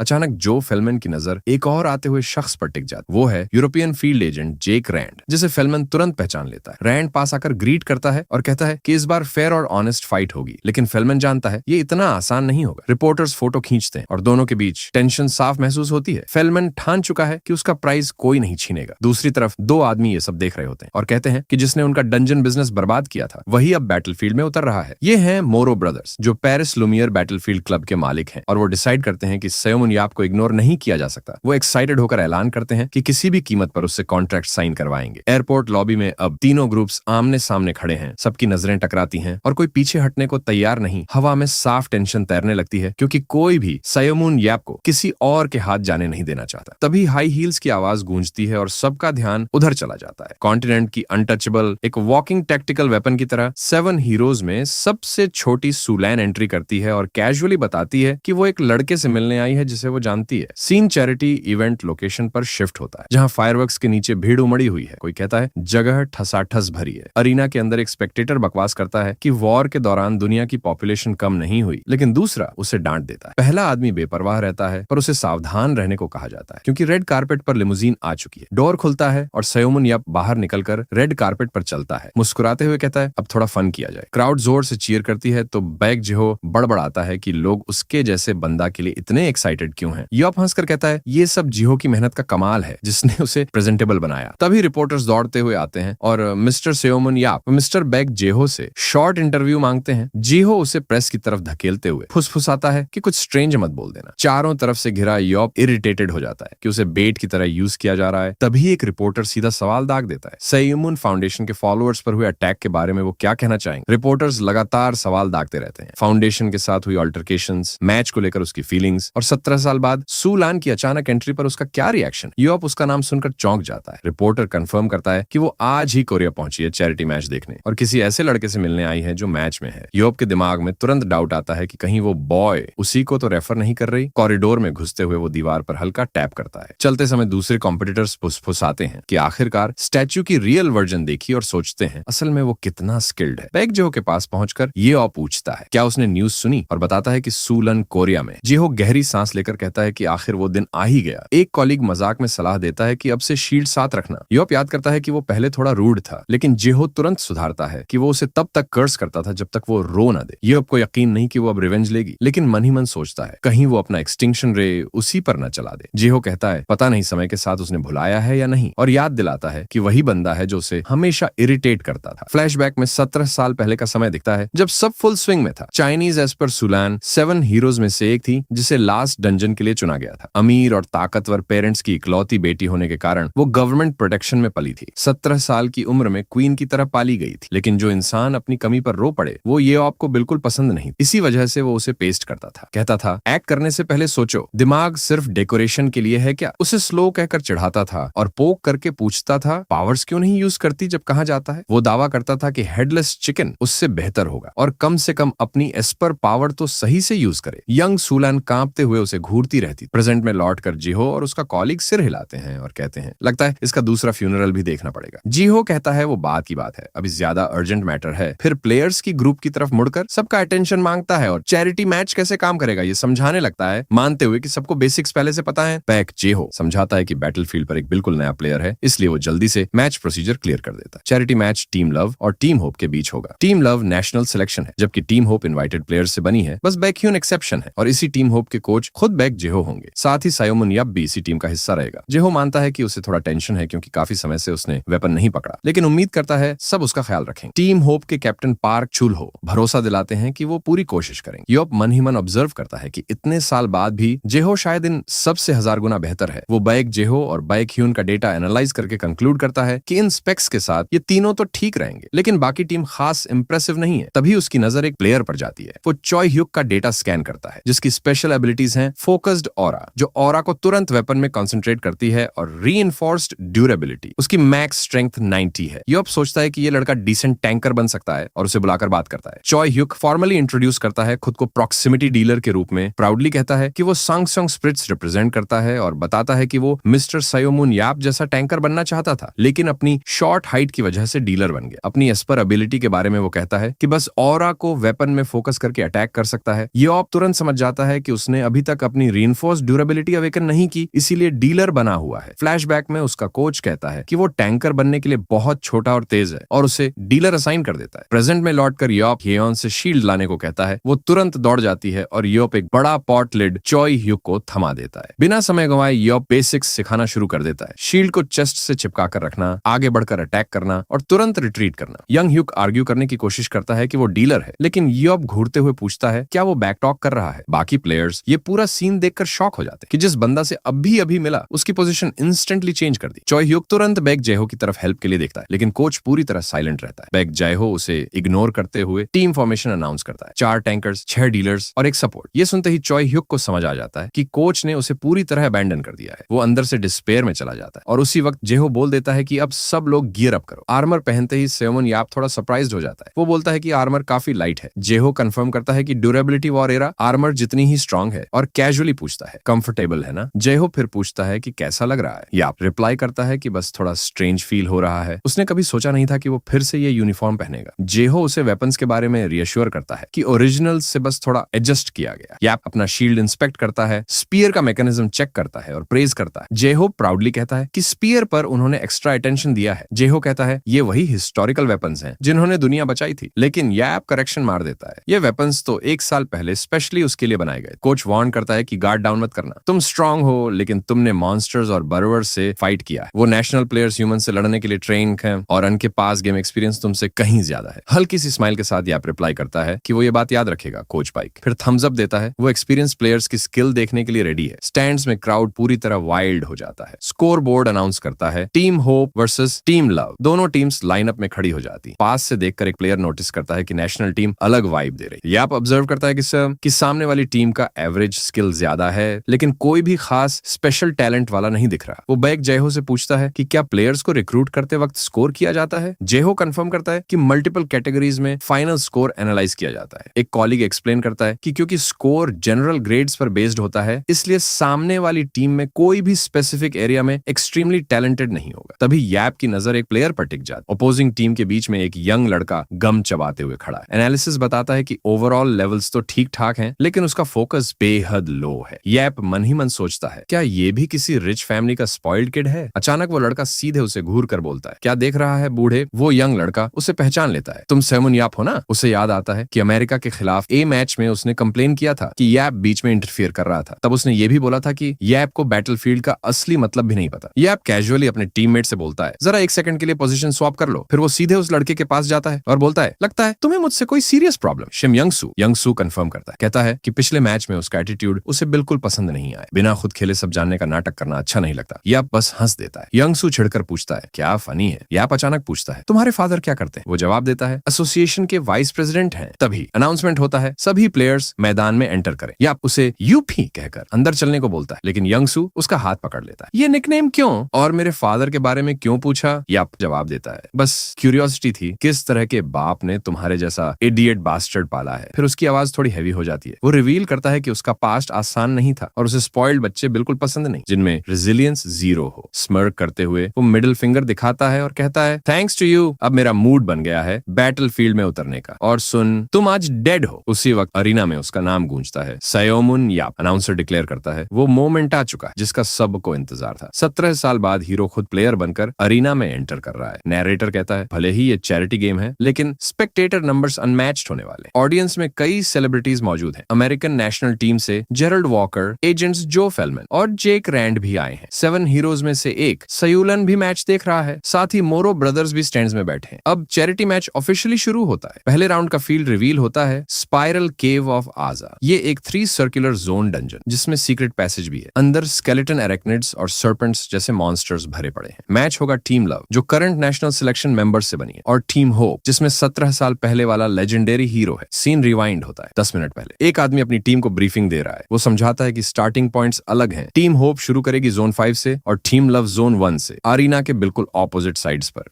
मेन टीम प्लान क्लियर कर देती है। वो लोग जोन 5-2 में हंट करेंगे, जबकि सयोमुन याप अकेले 5-3 जाएगा सर्पेंट बॉस को सोलो खत्म करने। सर्पेंट गिरते ही पूरा एरिया कोलैप्स हो जाएगा, इसलिए टाइमिंग परफेक्ट सिंक में होना जरूरी है। ये अब कैजुअली बोल देता है, ठीक है, इजी लेता हूं। उसके बाद प्लान है जोन 6 क्लियर करने का और वहां के सीक्रेट पैसेज से छोटे सर्कल में एंटर करना। वही पॉइंट होगा ऑपोजिशन से फर्स्ट एनकाउंटर, और उस मोमेंट पर कंटेन करेंगे वो खुद, बैक ह्योन और बैक जेहो। ऑनेस्टली अगर शुरुआत से डायरेक्ट फाइट हो जाए तो सयोमुन याप के हिसाब से रिजल्ट सीधा विक्ट्री है, लेकिन बैक जेहो अब कोच बन चुका है, थोड़ा कॉशियस, थोड़ा कैलकुलेटेड। बेस्ट ऑफ 3 फॉर्मेट में पहला राउंड बेसिकली बैटलफील्ड एनालिसिस के लिए परफेक्ट चांस है। अब सीन शिफ्ट होता है जोन 5 से 1, टीम होप का स्टार्टिंग पॉइंट। केव के अंदर पूरी टीम गैदर हो चुकी है। कैप्टन ऑर्डर देता है, सब अपनी पोजीशन ले लो। रियर से main damage dealer back Hyeon अपनी जगह लेती है। सपोर्ट डैमेज रोल में बैक जेहो रेडी हो जाता है। फ्रंटलाइन टैंक के रूप में सयोमुन याप शील्ड संभाल लेता है। बाकी सारे फ्रंटलाइन टैंक्स इंक्लूडिंग चोई ह्युक याप के साथ लाइन बनाकर खड़े हो जाते हैं। याप धीरे से बोलता है, काफी वक्त हो गया है ना? तभी एक टीममेट ऊपर सीलिंग की तरफ इशारा करता है। पूरा केव स्पाइडर से ढका हुआ है। अंधेरे में अरेकनाइड क्रिएचर्स हिलने लगते हैं। उधर जोन 1-1 में टीम लव भी हंट शुरू कर चुकी है। टीम लव का कैप्टन चोई वूह्युन ऑर्डर देता है, यंगसू अटैक। शिम यंगसू तुरंत फॉरवर्ड आता है। वो अरेकनाइड पर डायरेक्ट स्ट्राइक करता है। अटैक क्लीन हिट करता है, मॉन्स्टर सीधा जमीन पर क्रैश हो जाता है। टीम लव का मेन डैमेज डीलर शिम यंगसू स्टैंस लेकर रेडी हो जाता है। अब पूरा मैच का सेंट्रल पॉइंट क्लियर है, शिम यंगसू वर्सेस सयोमुन याप। यंगसू पीछे गिरते मॉन्स्टर को देखकर बोलता है, 7 हीरोज का फेम इतना भी स्पेशल नहीं है। फिर वो रैपिड अटैक्स लॉन्च करता है, मर जाओ, और लाउड डिक्लेयर करता है, सयोमुन याप तुम मेरे हाथों मरोगे। उधर याप काल्मली बैक जेहो को बुलाता है। चलने का टाइम हो गया और अगले ही पल वो हाई स्पीड से बैटलफील्ड क्रॉस करता है। एक पावरफुल लीप लेता है, हवा में खुद को लॉन्च करता है। स्पिन करते हुए शील्ड और स्पीयर से मॉन्स्टर्स को काटता हुआ पूरे ग्रुप को चीरते हुए आगे बढ़ जाता है। बैक जेहो भी अपना वेपन घुमाते हुए अटैक शुरू कर देता है। तभी एक क्रीचर ऊपर से चिपचिपा सब्सटेंस थूकता है। जेहो तुरंत वार्न करता है, याप ऊपर से गिर रहा है, लेकिन सयोमुन याप काल्मली अपना शील्ड नीचे फेंक देता है। उसे सपोर्ट की तरह यूज करके खुद को स्टेबलाइज कर लेता है और बोलता है, कैच कर लिया। जेहो इधर उधर के मॉन्स्टर्स को लगातार काटता जा रहा है। कमेंटेटर्स एक्साइटेड होकर चिल्लाते हैं, लेजेंडरी डुओ वापस आ चुका है। ऑडियंस भी सेलिब्रेट कर रही है। ये अरेकनिड्स ग्रुप में हैंडल करना मुश्किल माने जाते हैं और इन्होंने सेकंड्स में ऑब्लिटरेट कर दिया। जेहो ऊपर सीलिंग देखकर अनाउंस करता है, सीलिंग क्लियर, लेकिन मेरी बैक गई। इतने में और स्पाइडर्स निकल आते हैं। वो पूछता है, इनको भी साफ करें, और फिर दोनों परफेक्ट सिंक में लड़ने लगते हैं, जैसे 17 साल का गैप कभी था ही नहीं। साइड में खड़ा चॉय ह्यो ये फाइट देख रहा है। उसे याद है कि अरेकनिड्स स्ट्रॉन्ग कैटेगरी में नहीं आते, लेकिन टफ करपेस की वजह से अटैक्स बेअसर हो जाते हैं। फिर भी सयोमुन याप उन्हें ईज से खत्म कर रहा है और बिना रुके अगले टारगेट की तरफ बढ़ जाता है। अब वो स्पीयर को फर्मली ग्रिप करता है। चॉय ह्यूक समझ जाता है ये स्पेशल एबिलिटी एक्टिवेट हो रही। वो खुद डिसाइड करता है कि अपनी फोकस्ड ऑरा स्किल शील्ड पर ट्राई करेगा। पहली बार है, थोड़ा ऑकवर्ड फील हो रहा है। वो आगे बढ़ता है, एक क्रीचर को टारगेट करता है, अटैक करता है और काउंटर अटैक को फोकस्ड ऑरा से ब्लॉक कर देता है। दूर से याप उसकी प्रोग्रेस ऑब्जर्व कर रहा है। स्माइल करके बोलता है, सिर्फ देखता ही नहीं रह सकता। तभी एक बड़ा क्रीचर बाहर निकलता है और चार्ज करता है। याप स्टैंस लेता है, शील्ड से डायरेक्ट ब्लॉक करता है, फिर इंस्टेंट लंज, स्पीयर सीधा मॉन्स्टर के बॉडी में पियर्स हो जाता है। इम्पैक्ट से क्रीचर पीछे रिकॉइल करता है और अगले ही मूव में याप उसका बॉडी हिस्सा क्रश कर देता है। स्टैंड्स में बैठे मोरो ब्रदर्स इंस्टेंटली रिकॉग्नाइज कर लेते हैं। एक्साइटेड होकर चिल्लाते हैं, ये तो एक 100 सेंटीमीटर थ्रो है। सूलान कंफर्म करता है। वो एक्सप्लेन करता है, पहली नजर में ये नॉर्मल स्पीयर थ्रस्ट लगता है, लेकिन असल में वो अपनी एबिलिटी से स्पीयर को मैक्सिमम स्पीड पर थ्रो करता है और 100 सेंटीमीटर ट्रैवल करने से पहले ही कैच कर लेता है। रिजल्ट एक सुपर पावरफुल थ्रस्ट जिसका मोमेंटम सिर्फ फिजिकल स्ट्रेंथ से कहीं ज्यादा है। थ्रो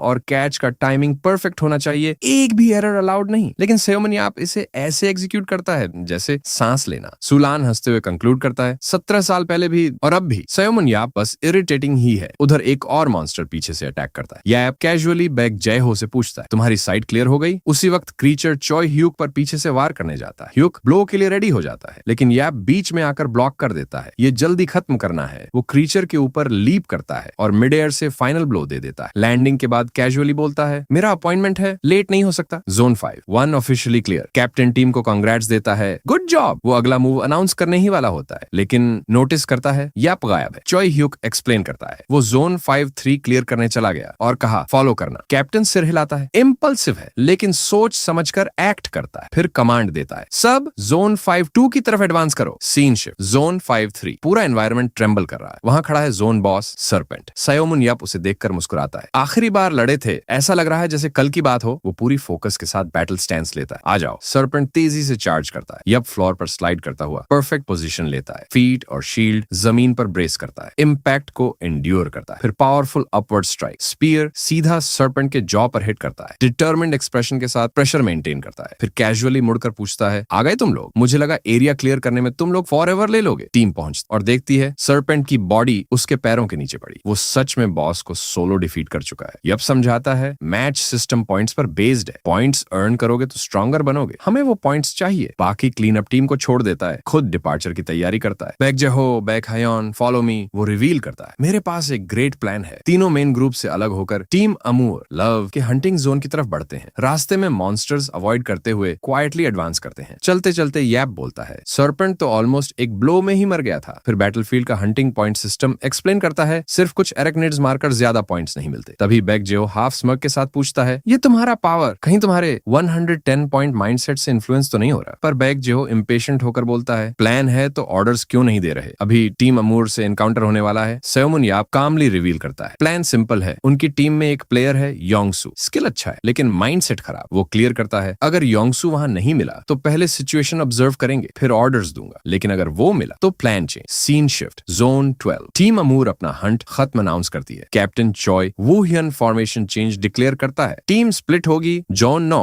और जोन 11 में। सब अपनी न्यू पोजीशन पर एडवांस करो। जोन 9 में 5 मैन स्क्वाड मॉन्स्टर्स से भिड़ जाती है। शिम योंगसू एक क्रिएचर पर पावरफुल ब्लो मारता है। वो ऑब्जर्व करता है, पॉइंट्स एक साथ एक्यूमुलेट करने की स्ट्रेटेजी काम कर गई। कॉन्फिडेंस में बोलता है, सेओमन याप वेट करना, आ रहा हूं। वो क्लेम करता है कि एक स्ट्राइक में उसे खत्म कर देगा, लेकिन तभी टीममेट वार्न करता है, डेंजर। अचानक एक शील्ड सीधा उसके फेस पर हिट करता है। इम्पैक्ट से वो पीछे गिरता है। गाल को छूकर रियलाइज करता है जो स्पीयर उसे ग्राज करके निकली वो एम्बश का हिस्सा, एनी ट्रैप। उधर जोन 11 में बाकी स्क्वाड कंफ्यूज है। एम्बश। अचानक सामने सेओमन याप अपीयर होता है। रिएक्ट करने से पहले ही सरप्राइज अटैक। टीम अमोर के प्लेयर्स गिरने लगते हैं और उनके पीछे से याप की टीम इमर्ज होती है। पूरा बैटलफील्ड शॉक में चला जाता है। फ्लैशबैक, याप अपनी टीम को इंस्ट्रक्ट कर रहा था, सरपेंट डिफीट करने के बाद ऑपोजिट राउट लेना, नेशनल टीम प्लेयर्स से एंड तक फाइट करना। मैं जितना जल्दी हो सके ज्वाइन करूंगा। टीम डिटर्मिनेशन के साथ आगे बढ़ती है। प्रेजेंट में बैक जेहो नोटिस करता है, थ्रो ब्लॉक हो गया। यप हाफ स्माइल देता है। स्टार्ट से ही किड्स पर इतना हार्ड नहीं जाना चाहिए। फिर कैजुअली बोलता है, गुड लक जेहो। जेहो हंसकर कहता है, तो फिर फेंको मुझे। अगले ही पल सेओमन याप स्टैंस लेता है और एक्सप्लोसिव फोर्स से बैक जेहो को हवा में हर्ल कर देता है। जेहो मिसाइल की तरह एनिमी की तरफ उड़ता है। याप तुरंत शील्ड रेडी करता है। एक और powerful throw, shield high speed से उसी ट्रेजेक्टोरी पर निकलती है, सीधे अपने टीममेट के पीछे पीछे। हवा में उड़ते हुए बैक जेहो शील्ड को मिड एयर इंटरसेप्ट कर लेता है, उसे अपने अटैक में यूज करने के लिए। टीम अमोर का कैप्टन तुरंत समझ जाता है, टारगेट योंगसू है। सब लोग योंगसू को प्रोटेक्ट करो। एक सेकंड में शिम योंगसू टीममेट से घिर जाता है, लेकिन ट्विस्ट आता है, बैक जेहो टेलीपोर्ट करता है और सीधे टीम अमोर के टैंक्स पर अटैक करता है। असल टारगेट वही थे। अपोजिंग साइड से कोई चिल्लाता है, फोकस, पहले कोच को गिराओ। जेहो पर अनएक्सपेक्टेड अटैक पड़ता है। एनिमी प्लेयर ऑर्डर देता है, अटैक मत रोकना, टेलीपोर्ट कूल डाउन से पहले खत्म करो। तभी बैक हेयोन चिल्लाती है, फादर। वो अपनी विप से जेहो को खींचकर डेंजर से बाहर निकालती है, फिर खुद अनाउंस करती है, अब मैं आ गई हूँ। एयर में एडवांस करते हुए वो विप से खुद को प्रोपेल करती है। उसी वक्त सेओमन याप अपीयर होता है और जेहो पर आने वाला अटैक ब्लॉक कर कर देता है। वो कैजुअली पूछता है, एक्साइटिंग था? जिहो कोल्ड टोन में बोलता है, नॉट रियली। याप अनाउंस करता है,